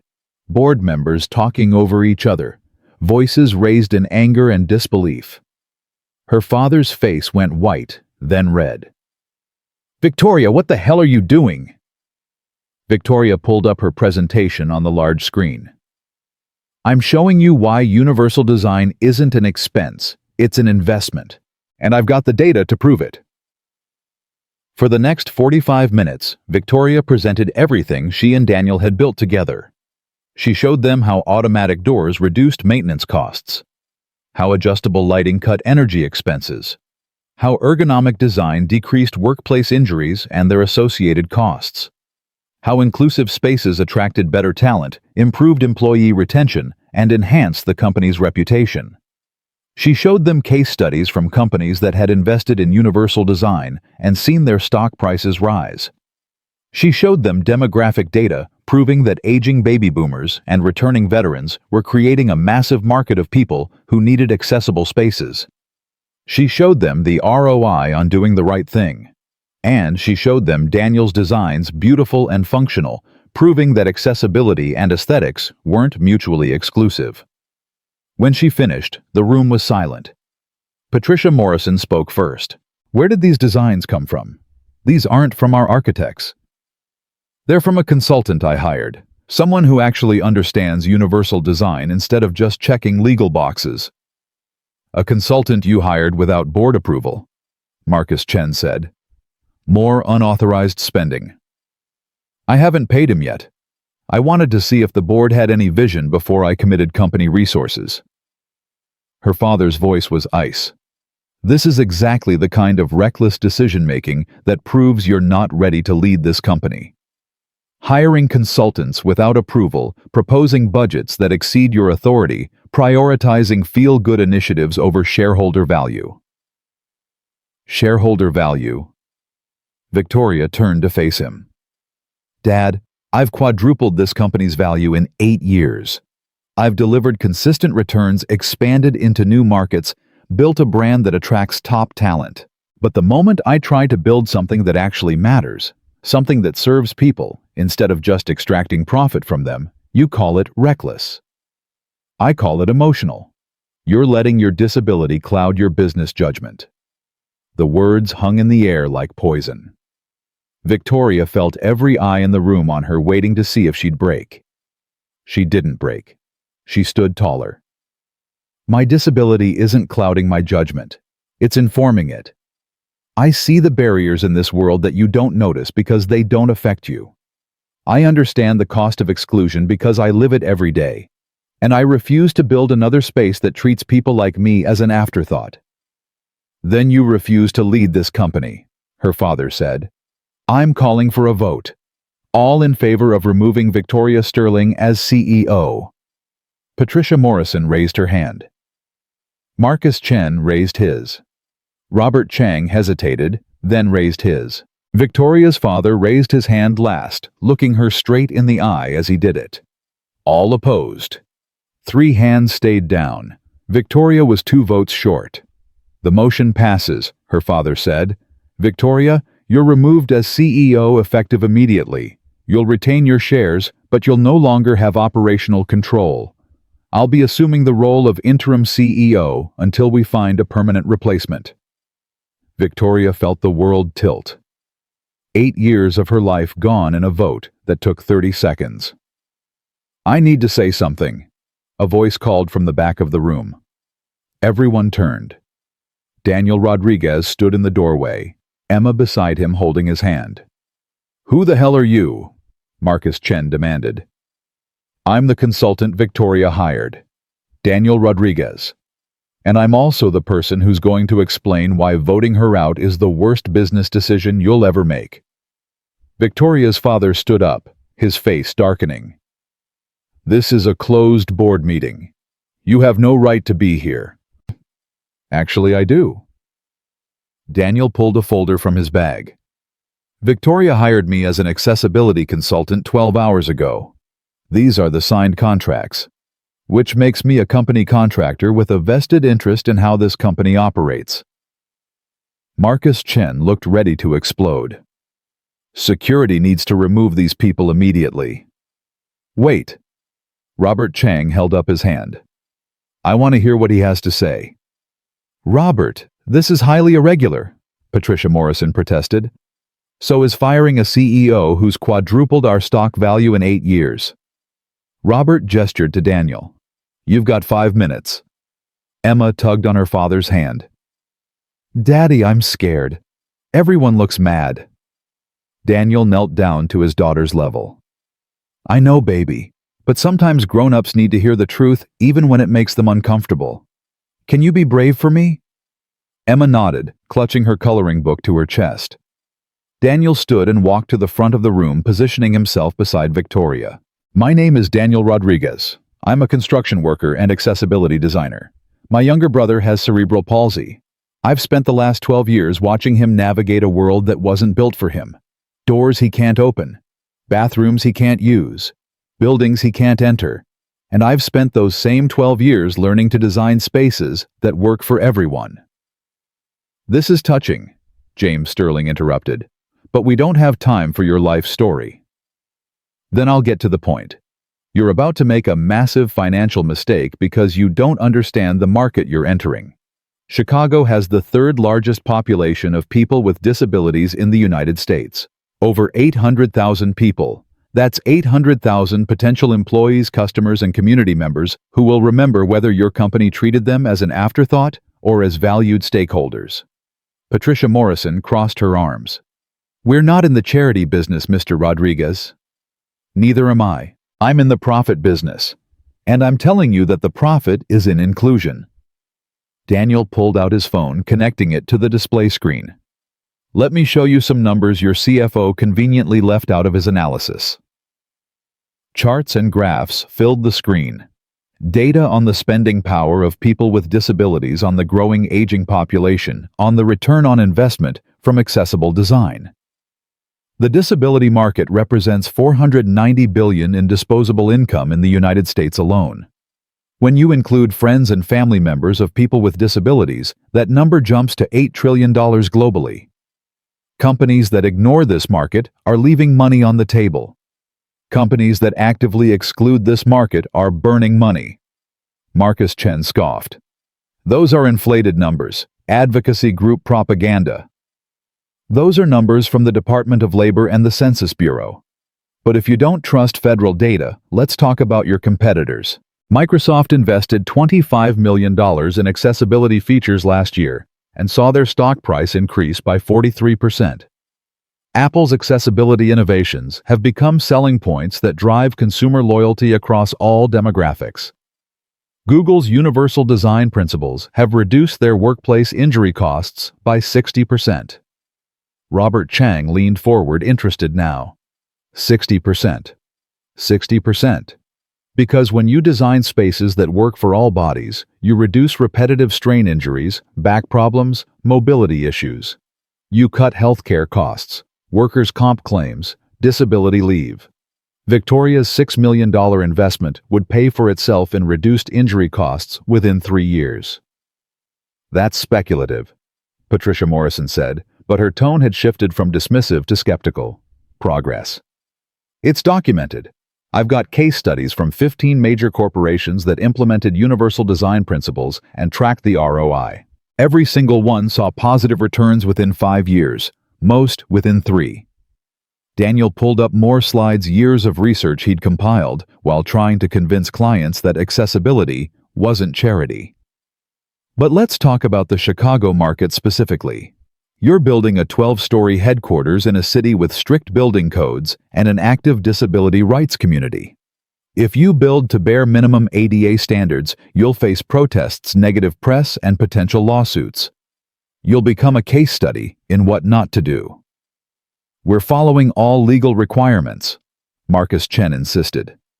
"Legal and ethical aren't the same thing.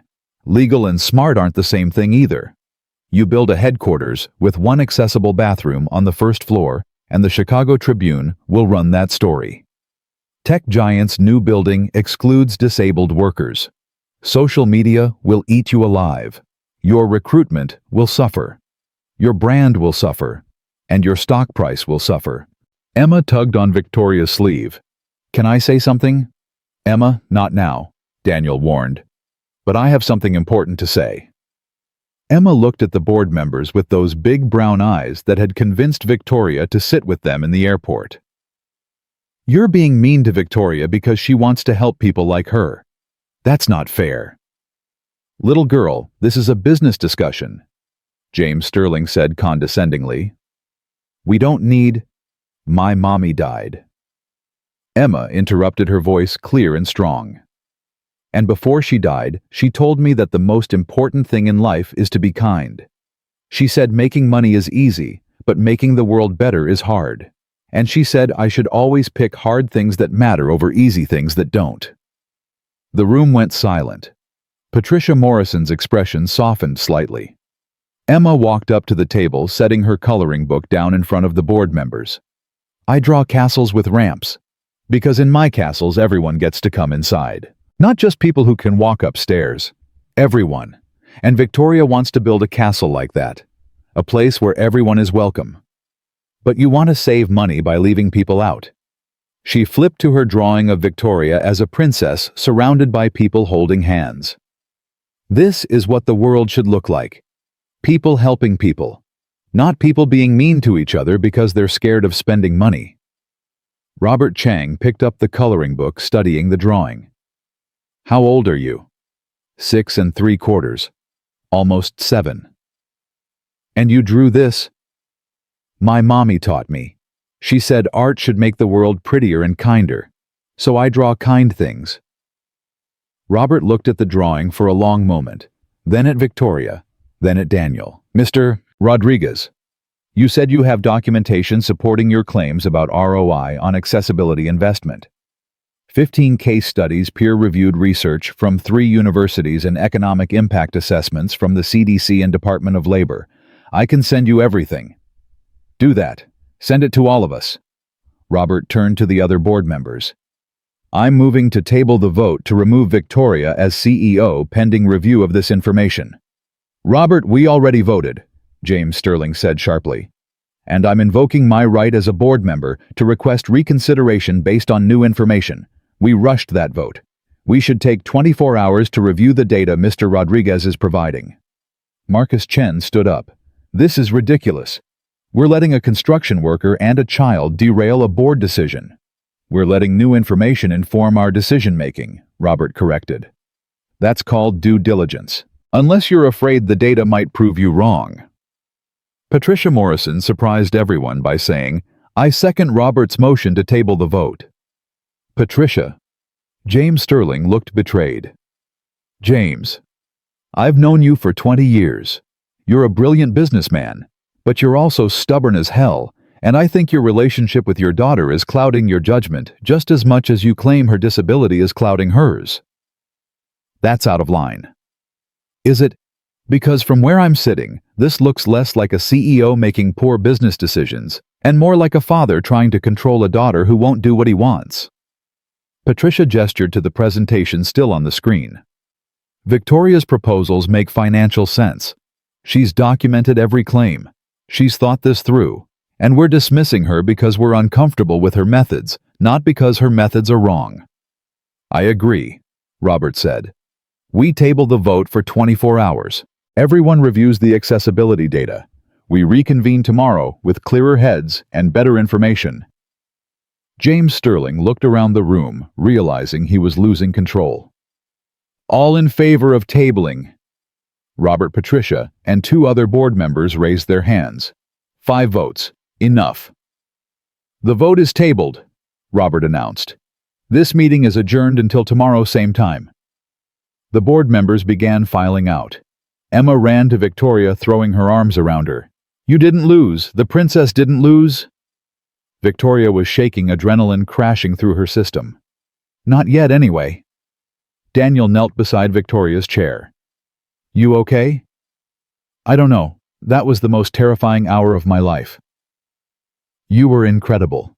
Standing up to your father like that, defending your vision even when everyone was against you. I had help.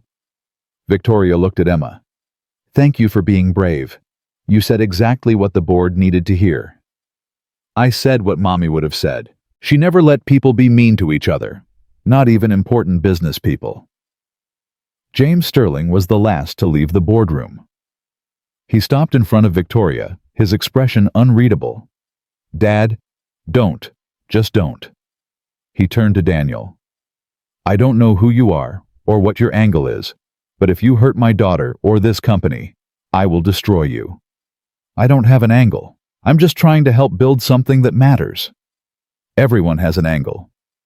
James looked at Victoria one more time, something like pain flickering across his face. You have 24 hours to prove this isn't a massive mistake. Don't waste it. He left without another word. Victoria let out a breath she didn't know she'd been holding. That went better than I expected.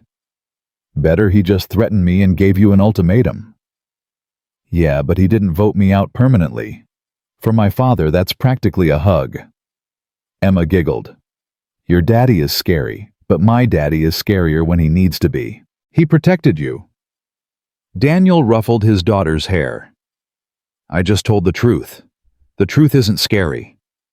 It is to people who don't want to hear it, Victoria said. Thank you, both of you. I don't know what would have happened if you hadn't shown up.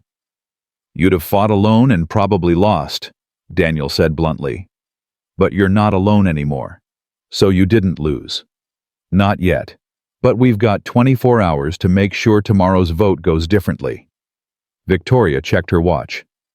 I need to compile everything into a formal presentation. Data case studies, financial projections. Something so bulletproof they can't argue with it. I'll help. Emma needs to get to her new school anyway. I enrolled her this morning. I can drop her off and come back. You enrolled her already? I'm not taking chances. She needs stability routine. School provides both. Emma tugged on her father's sleeve. Daddy, can Victoria come to my school? I want to show her my new classroom. Emma, Victoria has to work. Actually, Victoria interrupted, I'd love to see your school. Give me something normal to think about before I spend the rest of the day drowning in spreadsheets. The school was a 20-minute drive, a cheerful brick building with a playground and a rainbow painted on one wall. Daniel pulled into the accessible parking spot, helping Emma grab her backpack. You nervous? He asked his daughter.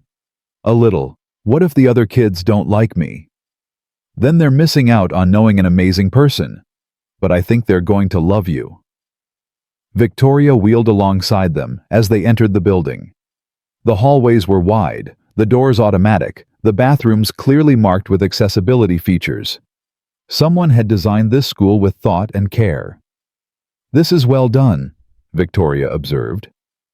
Ramps integrated into the design, not tacked on as afterthoughts. Lowered water fountains, visual and auditory fire alarms. Whoever designed this understood universal access. A teacher appeared, young and energetic, with a bright smile. You must be Emma. I'm Ms. Jackson, your new teacher. We're so excited to have you in our class. Emma hid slightly behind her father's leg. Hi. Is this your dad? And this is my friend Victoria. She's a princess who runs a kingdom, a business kingdom. Ms. Jackson laughed. Well, it's wonderful to meet all of you. Emma, would you like to see your classroom? Emma looked up at Daniel. Will you stay? I'll walk you in and make sure you're settled. Then I have to go help Victoria save her kingdom. Okay, but you'll pick me up after school. I promise. 3 o'clock right here. They walked Emma to her classroom, a bright space filled with books and art supplies and beanbag chairs. Other children were already there playing and talking. A little boy with Down syndrome waved at Emma from the reading corner. A girl with leg braces smiled from her desk. Everyone here is different, Emma whispered to Victoria. In good ways. The best ways, Victoria agreed. Ms. Jackson knelt down to Emma's level. Emma, we're all different here. Different abilities, different backgrounds, different ways of learning. That's what makes us strong. We help each other. Does that sound good? Emma nodded, some of her nervousness fading. That sounds really good.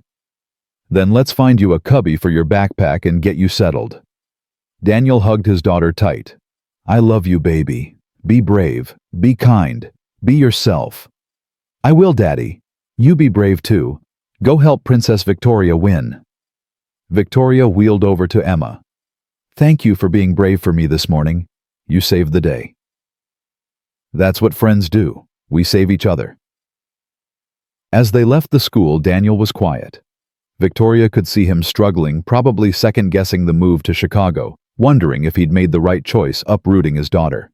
She's going to be fine, Victoria said. That teacher clearly knows what she's doing, and Emma's the kind of kid who makes friends everywhere. I know. I just hate leaving her. Every time I walk away, I'm terrified something will happen. That she'll need me, and I won't be there. Like with Maria. Daniel's hands tightened on the steering wheel. I wasn't there when Maria died. I was at work 40 minutes away. By the time I got to the hospital, she was already gone. I didn't get to say goodbye, didn't get to tell her I loved her one more time. So now every time I leave Emma anywhere, my brain screams that something terrible will happen, and I won't be there again. That's trauma. That's your brain trying to protect you from experiencing that loss again. Knowing that doesn't make it easier. No, but it helps to name it. To recognize that the fear is your trauma talking, not reality. Daniel glanced at her. You sound like you know about trauma. I do. Lost my mother at 12. Spent the next 16 years convinced that everyone I cared about would leave. So I stopped caring about anyone. Stopped letting anyone get close. Built walls so high that by the time I realized I was lonely, I'd forgotten how to let anyone in. Until a 6-year-old forced her way past your walls. Victoria smiled. Until Emma decided I needed a friend, whether I wanted one or not. They drove back to Victoria's office in comfortable silence. Daniel helped her set up in a conference room, spreading out laptops and documents and coffee. For the next 6 hours, they built a presentation that was part business proposal, part moral argument, part vision for a different kind of company.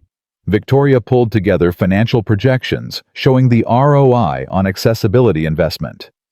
Daniel provided case studies from companies that had successfully implemented universal design. Together, they created a narrative that spoke to profit and purpose simultaneously. Around 3 o'clock, Daniel's phone alarm went off. I need to get Emma. Go, I can finish this. You sure? Positive. Besides, Emma needs you more than I do right now. Daniel hesitated at the door. Victoria, can I ask you something? Of course. Why are you really fighting this hard? You could cut the budget, keep your job, keep your father's approval. Why risk everything? Victoria thought about Emma's drawings, about spaces built for everyone, about the kind of world she wanted to live in. Because if I back down now, I prove my father right. I prove that I'm not strong enough to lead, that my disability does cloud my judgment, that I should let other people make decisions for me. And I've spent my whole life fighting against that narrative. I'm not about to surrender now. Even if you lose, especially if I lose, because at least I'll lose on my own terms, fighting for something I believe in. Daniel smiled. Your mother would be proud of you. The words hit Victoria harder than she expected. You think so. I know so. Maria used to say that courage isn't about winning. It's about showing up and fighting even when you know you might lose. You're showing up. That takes real courage. After Daniel left, Victoria worked alone, refining the presentation until every word was perfect.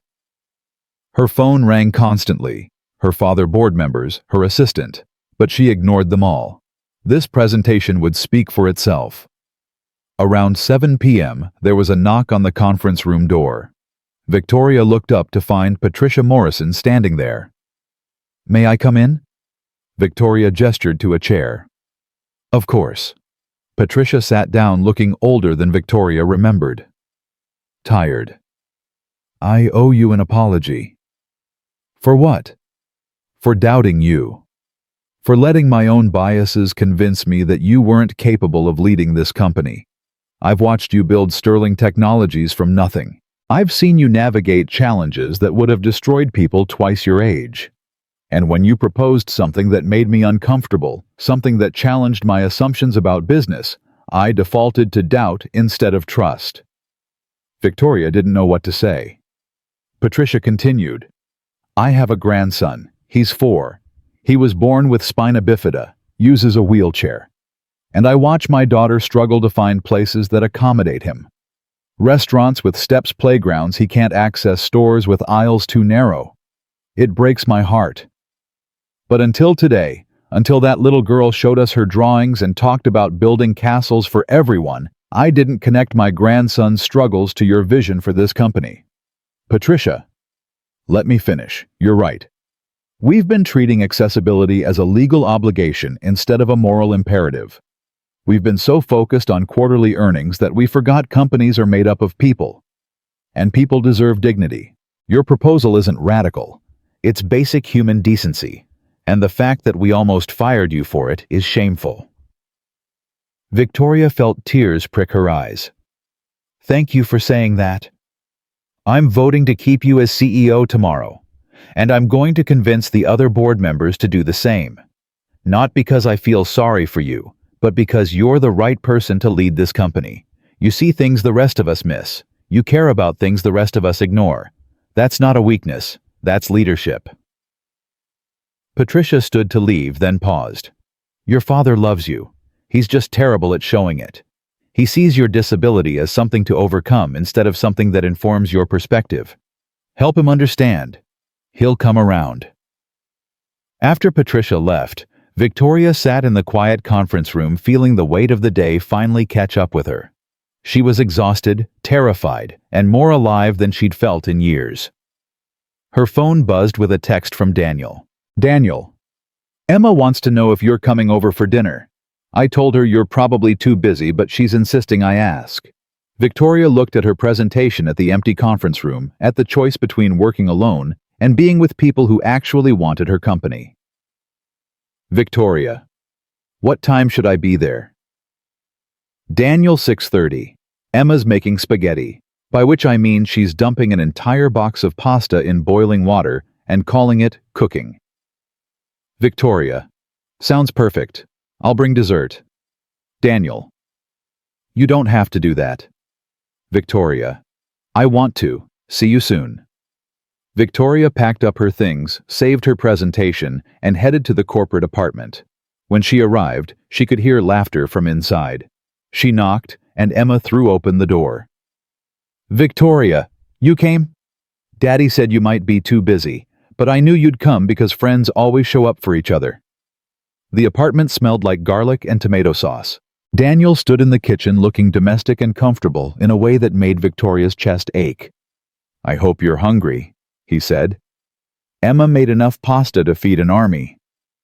I used the whole box like you taught me, Emma announced proudly. They ate dinner at the small kitchen table, Emma chattering about her first day of school, Daniel teasing his daughter about her new friend, who apparently had very strong opinions about dinosaurs. Victoria felt herself relaxing, the tension of the board meeting melting away. This was what she'd been missing. Not fancy dinners with investors. Not networking events. Just people who cared about each other sharing a meal. After dinner, Emma insisted they all watch a movie. They piled onto the couch, Emma in the middle, her head on Victoria's lap, while Daniel stretched out on the other side. Halfway through the movie, Emma fell asleep. She's had a big day, Daniel whispered. So have we. How are you feeling about tomorrow? Terrified. Hopeful. Ready. Daniel looked at her across his sleeping daughter. Whatever happens, you did the right thing. You stood up for what you believe in. That matters more than any board vote. Does it? Because if I lose tomorrow, all my standing up accomplished was getting me fired. You showed Emma that you fight for what's right, even when it's hard. You showed me that courage looks like showing up when everything's on the line. And you showed yourself that you're stronger than you thought. Those things matter.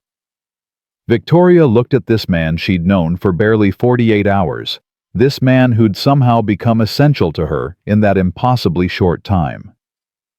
Thank you, she whispered, for everything. Thank you for giving Emma someone else to believe in, for showing her that princesses fight back. They sat in comfortable silence, Emma sleeping between them, and Victoria felt something shift in her chest, something that felt like hope, like home, like maybe regardless of what happened tomorrow, she'd already won something more valuable than any company.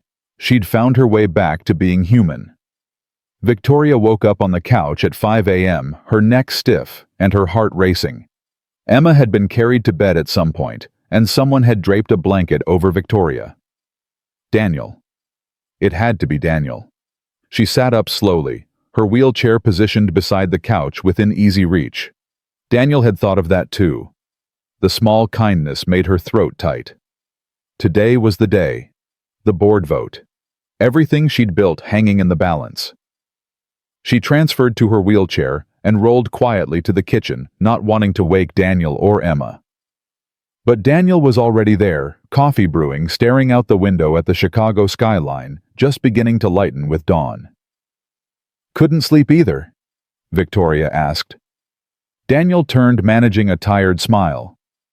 "Emma had nightmares. Missing her mom. Took me 2 hours to get her back to sleep. I'm sorry." "Don't be. It's getting better. Slowly. Some nights she sleeps through. Some nights she doesn't. We take it one day at a time." He poured 2 cups of coffee, handing one to Victoria. "Today's your day. You ready?" "No. Yes. I don't know." Victoria wrapped her hands around the warm mug. "What if I lose? Then you lose, but you lose knowing you fought for something that mattered." "Easy for you to say. It's not your company on the line." Daniel sat down across from her. "You're right, it's not. But I lost my wife 8 months ago. Lost the future we'd planned, the life we'd built, everything I thought was certain. And you know what I learned? What? That losing things doesn't kill you. It changes you, breaks you open, forces you to rebuild. But it doesn't kill you. And sometimes what you build after the loss is stronger than what you had before." Victoria thought about that, about her mother's death, about the empire she'd built from grief, about who she'd become in the process. "I don't want to lose my company, but I think I'm more afraid of losing myself by compromising to keep it." "Then you already know what you have to do." They sat in comfortable silence as the sun rose over Chicago, 2 broken people finding strength in each other's company. Emma appeared in the doorway at 6:30, rubbing her eyes. "Is it today? The big meeting?" "It is, baby," Daniel confirmed. Emma climbed into Victoria's lap without asking, wrapping her small arms around Victoria's neck. "I dreamed about Mommy last night. She told me to tell you something." Victoria's heart clenched.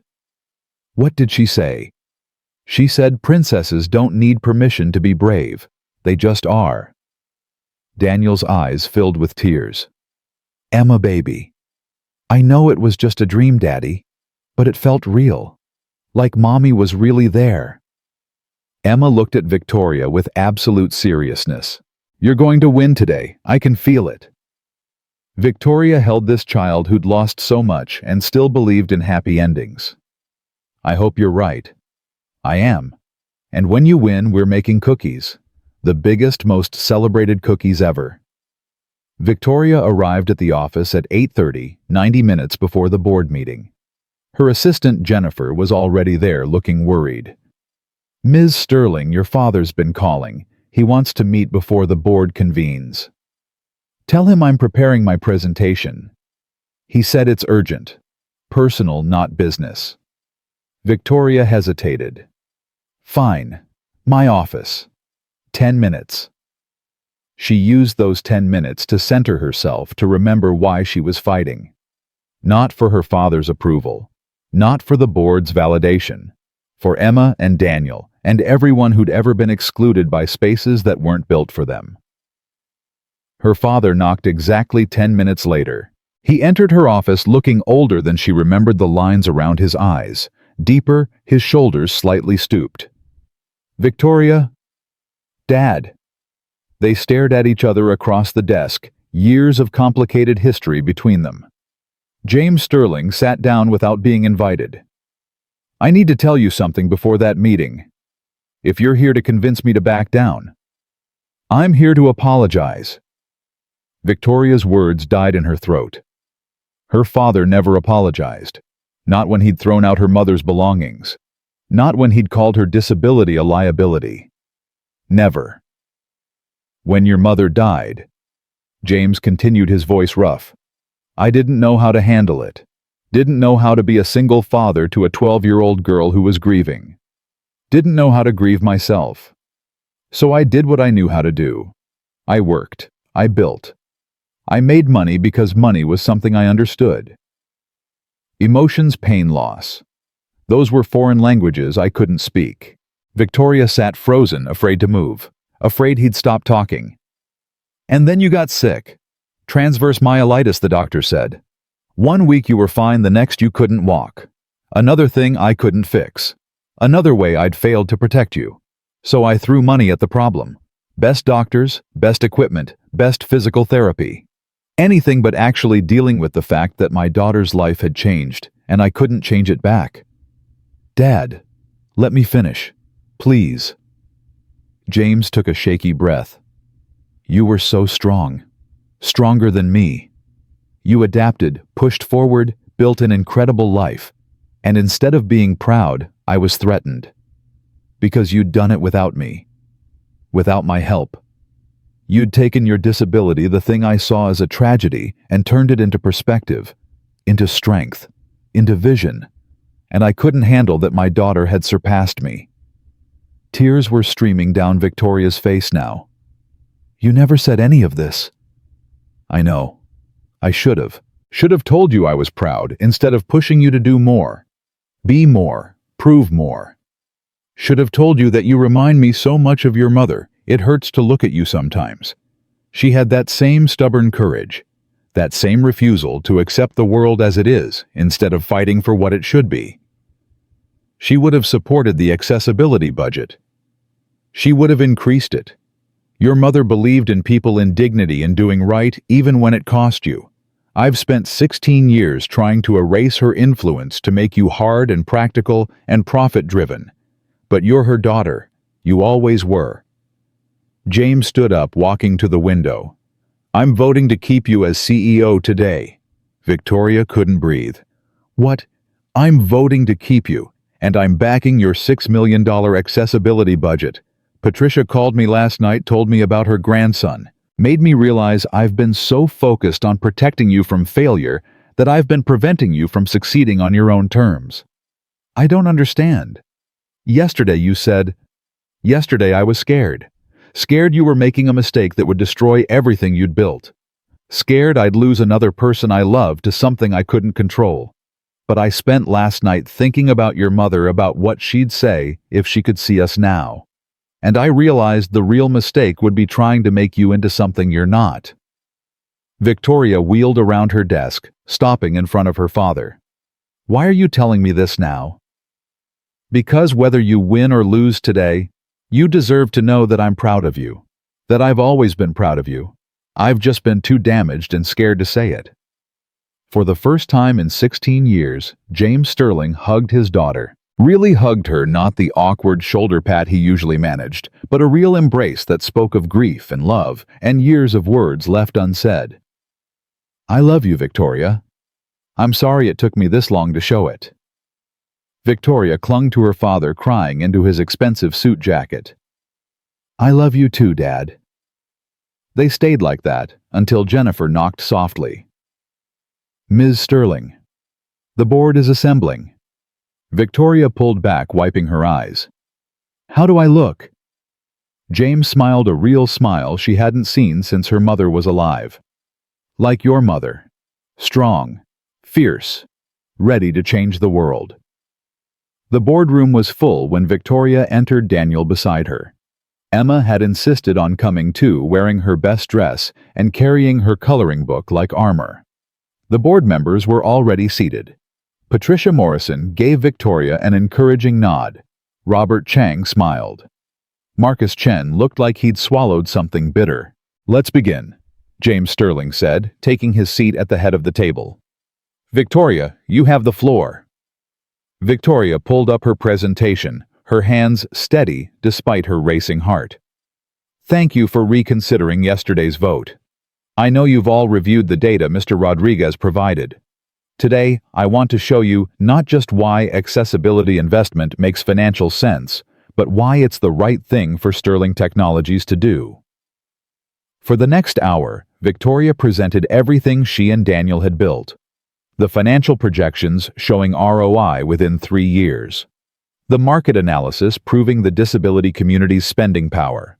The competitive analysis showing how companies that invested in accessibility outperformed those that didn't.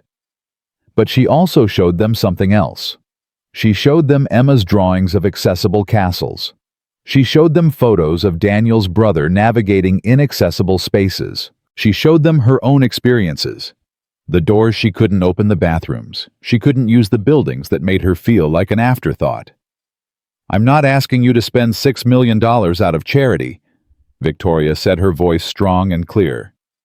"I'm asking you to invest in building a headquarters that represents our values. We say we want to attract the best talent. But how can we attract talent when our building excludes qualified candidates who use wheelchairs? We say we care about innovation. But how can we innovate when we're not designing for diverse perspectives and experiences?" She paused, meeting each board member's eyes. Sterling Technologies has always been about pushing boundaries, about refusing to accept limitations.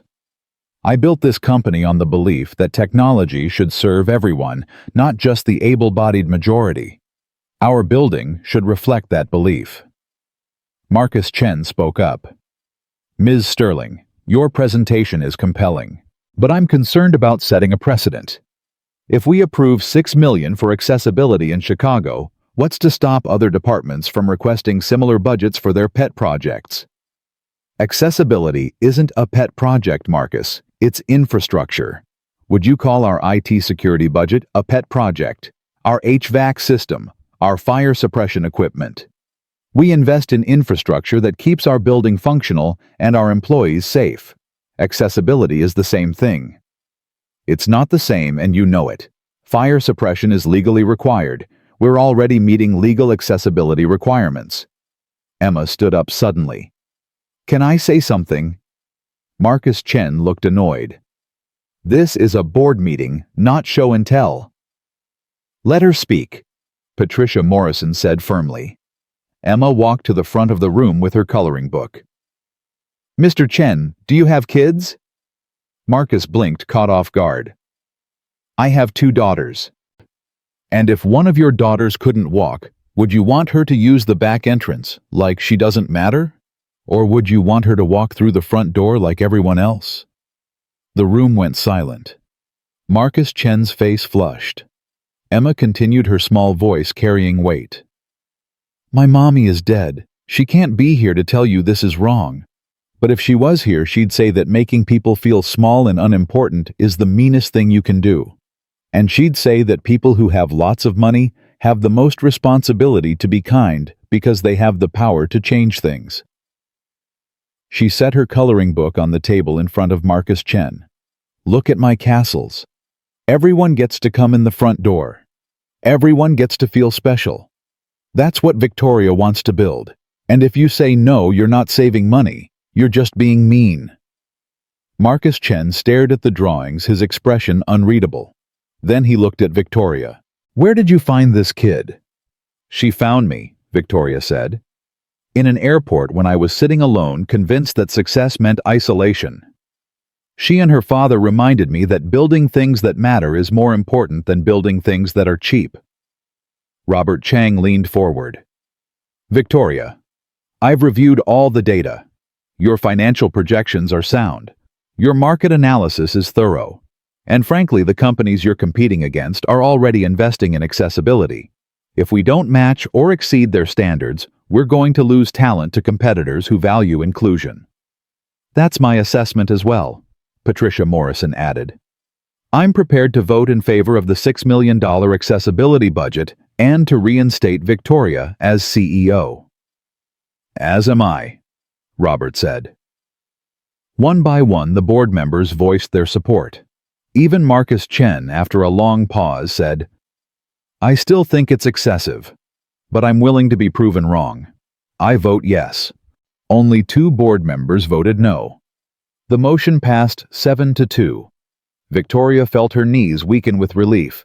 She'd won. Not just the vote, but something bigger. She'd fought for her vision and survived. James Sterling stood up. "There's one more matter to address. The board has been operating under the assumption that Victoria's age and disability make her unfit to lead long-term. I'd like to formally propose that we eliminate any succession planning that doesn't include Victoria's explicit approval. She built this company. She should lead it as long as she chooses." I second that motion, Patricia said immediately. The vote was unanimous. Emma launched herself at Victoria, nearly knocking her out of her wheelchair. You won. You won. The princess saved her kingdom. Daniel was grinning, tears in his eyes. You did it. We did it, Victoria corrected. None of this would have happened without you. The board members filed out, congratulating Victoria, shaking Daniel's hand. James Sterling was the last to leave. He stopped beside Victoria's chair. Your mother would be so proud of you today. Thank you, Dad, for everything, for believing in me. I always believed in you. I was just too afraid to let you know. He looked at Daniel and Emma. Take care of my daughter. She's terrible at taking care of herself. We will, Emma promised. We're family now. After everyone left, Victoria, Daniel, and Emma sat in the empty boardroom, the weight of the morning finally hitting them. I can't believe that just happened, Victoria said. Believe it. You changed your company's trajectory. You changed how they think about accessibility. You changed everything. Daniel reached across the table, taking her hand. You were magnificent. I was terrified. Courage isn't the absence of fear. It's acting despite it. Emma tugged on both their hands. Can we make cookies now? You promised. Victoria laughed, the sound foreign and wonderful. Yes, let's make cookies. They went back to the corporate apartment, stopping to buy ingredients on the way. Emma insisted they needed celebration sprinkles and extra chocolate chips because we're extra happy. In the kitchen, flour flew everywhere. Emma dumped measuring cups with abandon while Daniel tried to maintain some semblance of order. Victoria mixed ingredients, laughing as Emma added creative touches that definitely weren't in the recipe. Mommy always said cooking is better when you add love, Emma explained, dumping an extra handful of chocolate chips into the bowl. Your mommy was right, Victoria agreed. As the cookies baked, filling the apartment with warmth and sweetness, Victoria felt something shift inside her chest. The loneliness that had defined her for so long was gone, replaced by something she'd almost forgotten existed. Belonging. Daniel pulled the cookies from the oven, nearly burning himself. Emma immediately tried to grab one, dancing away when her father warned they were too hot. Patience, baby. But they smell so good. While they waited for the cookies to cool, Emma pulled out her coloring book. Victoria, I made you something. She showed Victoria a new drawing. It wasn't a castle this time. It was 3 people holding hands. A tall man, a little girl, and a woman in a wheelchair. Behind them was a huge building with ramps and wide doors, and people of all kinds streaming in and out. That's us, Emma explained. And that's your new building that you get to make perfect for everyone. And we're all holding hands because we're family now. Victoria's throat tightened. Emma, this is beautiful. You can keep it. Put it in your office so when mean people try to make you forget why you're building the accessible castle, you remember that it's for people like you. And people like Uncle Pablo. Uncle Pablo? Daniel smiled. My brother. He's flying to Chicago next month to see the new headquarters. He's an architect too, actually. Works mostly on the advocacy side, consulting on accessibility code compliance. When I told him about your project, he cried. Happy crying or sad crying? Emma asked. Happy crying, because someone's finally building something that treats people like him with dignity. Victoria looked at the drawing, at these 2 people who'd crashed into her life and changed everything. I want you to head the accessibility division. Both of you. Daniel as lead designer, Pablo as advocacy consultant. Build something revolutionary. Daniel stared at her. Victoria, that's a massive commitment. Are you sure? I've never been more sure of anything. You understand this in a way my high-priced architects never will. You've lived it. That's worth more than any credential. What about my construction job I start Monday? Call them and quit. I'll triple whatever they were going to pay you. Victoria, I'm not being charitable. I'm being smart. I need the best people for this project. You're the best. Say yes. Daniel looked at Emma, who was bouncing with excitement. Daddy, can we build the accessible castle together? Yeah, baby, I think we can. Emma cheered, grabbing a now cool cookie and taking a huge bite. This is the best day ever. New school, new city. New job for Daddy, and Victoria gets to keep her kingdom. Victoria bit into her own cookie, the chocolate melting on her tongue. It was imperfect, too sweet, slightly burnt on one edge. It was perfect. That night, after Emma had gone to bed, Daniel and Victoria sat on the apartment balcony, looking out at the Chicago skyline. I keep waiting for the other shoe to drop, Victoria admitted. For this to turn out to be too good to be true. It's not too good, it's just good. You're allowed to have good things, Victoria. Am I, because I spent so long thinking I had to choose between success and connection, that I couldn't have both? Your father made you think that, but he was wrong. The best leaders are the ones who care about people, who build things that matter. You're doing both. Victoria leaned her head on Daniel's shoulder, a gesture that felt natural and right. Thank you for showing up at that board meeting, for fighting for me when I was ready to give up. I didn't fight for you, I fought with you. There's a difference. They sat in comfortable silence, watching the city lights flicker on as darkness fell. Victoria, can I ask you something? Anything. What happens now, with us, I mean? We've known each other for less than a week. We've been through this intense, life-changing experience together. But what happens when things calm down and real life sets in? Victoria turned to look at him. Really look at him. This man who'd lost his wife, who was rebuilding his life from grief, who'd somehow found room in his broken heart to care about a stranger in an airport. I don't know, she said honestly. I've never done this before. Never let anyone this close. Never wanted to. And now I'm terrified. Because I could lose this. Lose you and Emma. And that scares me more than losing my company ever did. Daniel took her hand. You're not going to lose us. We're not going anywhere. You don't know that. People leave. People die. Nothing's certain. You're right. Nothing's certain. Maria and I were supposed to have 50 years together. We got 7. Life doesn't come with guarantees. He squeezed her hand. But I can promise you this, I'm not walking away because things get hard or scary. I'm not your father. I'm not the people who left you behind. I'm here, and I'm choosing to stay here. Victoria felt tears slip down her cheeks. I don't know how to do relationships. I'm going to mess this up. So will I. We'll mess it up together and figure it out as we go. Is that enough? It's everything. They kissed, then soft and tentative, and full of possibility. When they pulled apart, Victoria was smiling through her tears. Emma's going to be insufferable when she finds out about this. Daniel laughed. She's been planning our wedding since the airport. She's got the venue picked out, the flowers, the cake flavors. Does she now? Chocolate with vanilla frosting and purple decorations, everything purple. Victoria's phone buzzed, a text from her father. Dad. Dinner this Sunday. Just the 2 of us. I want to tell you about your mother. Real stories, not the sanitized version I've been avoiding for 16 years. Victoria typed back. I'd like that. But can Daniel and Emma come too? They're family now. Dad. I'd like to meet them properly. Sunday at 6. I'll cook. Victoria.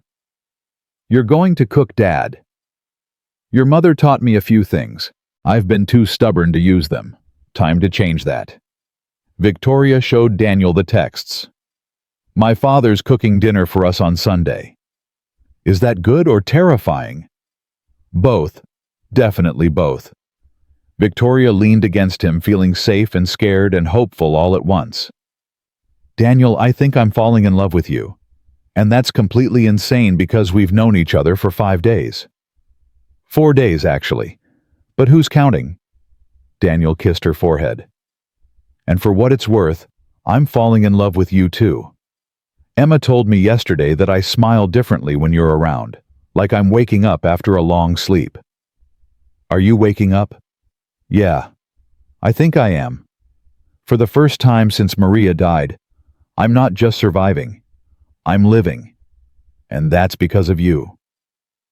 They stayed on the balcony until the city quieted, talking about the future, about the headquarters they'd build together, about Emma's school, about Sunday dinner with Victoria's father, planning a life that felt impossible and inevitable at the same time.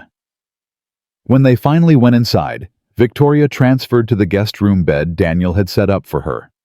But before she closed the door, Emma appeared in her pajamas. "Victoria, can I ask you something?" "Of course, sweetheart." Emma climbed onto the bed beside her. "Are you going to be my new mommy?"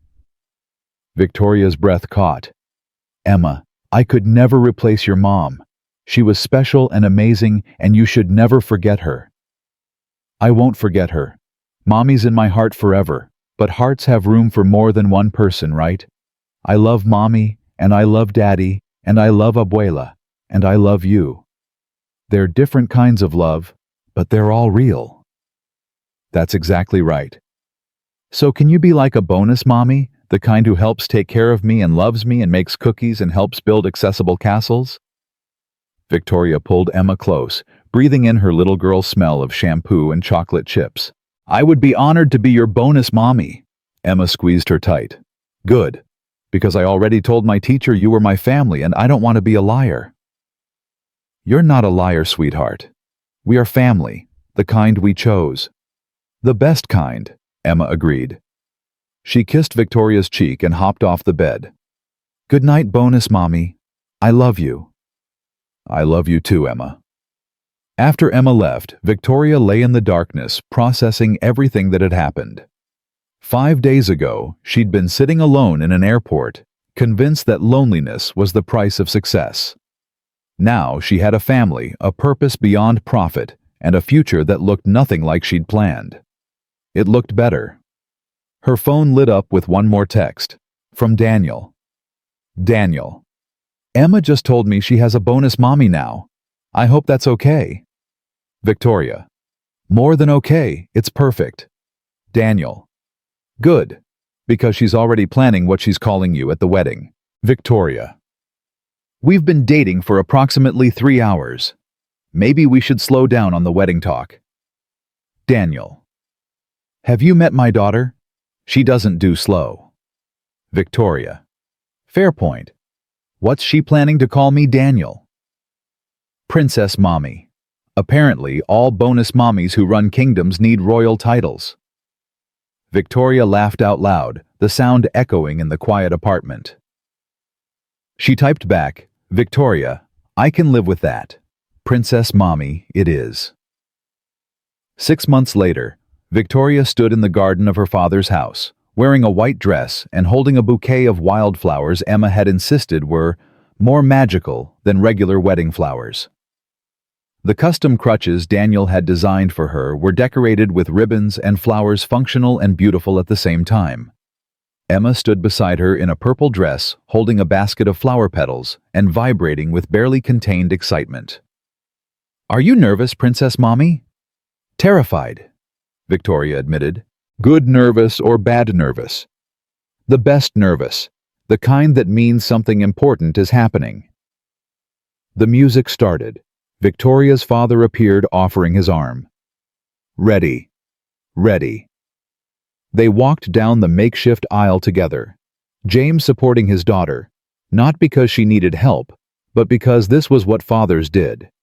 Daniel stood at the end, Emma's hand in his tears, already streaming down his face.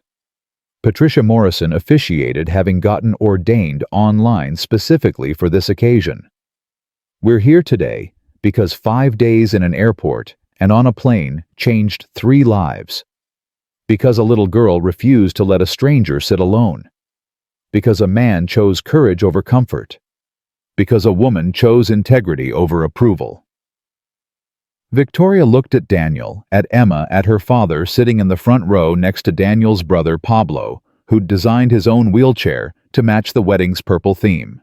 She looked at her employees who'd flown in from San Francisco, at the Sterling Technologies board members who'd become something like friends at the life she'd built from loneliness and loss.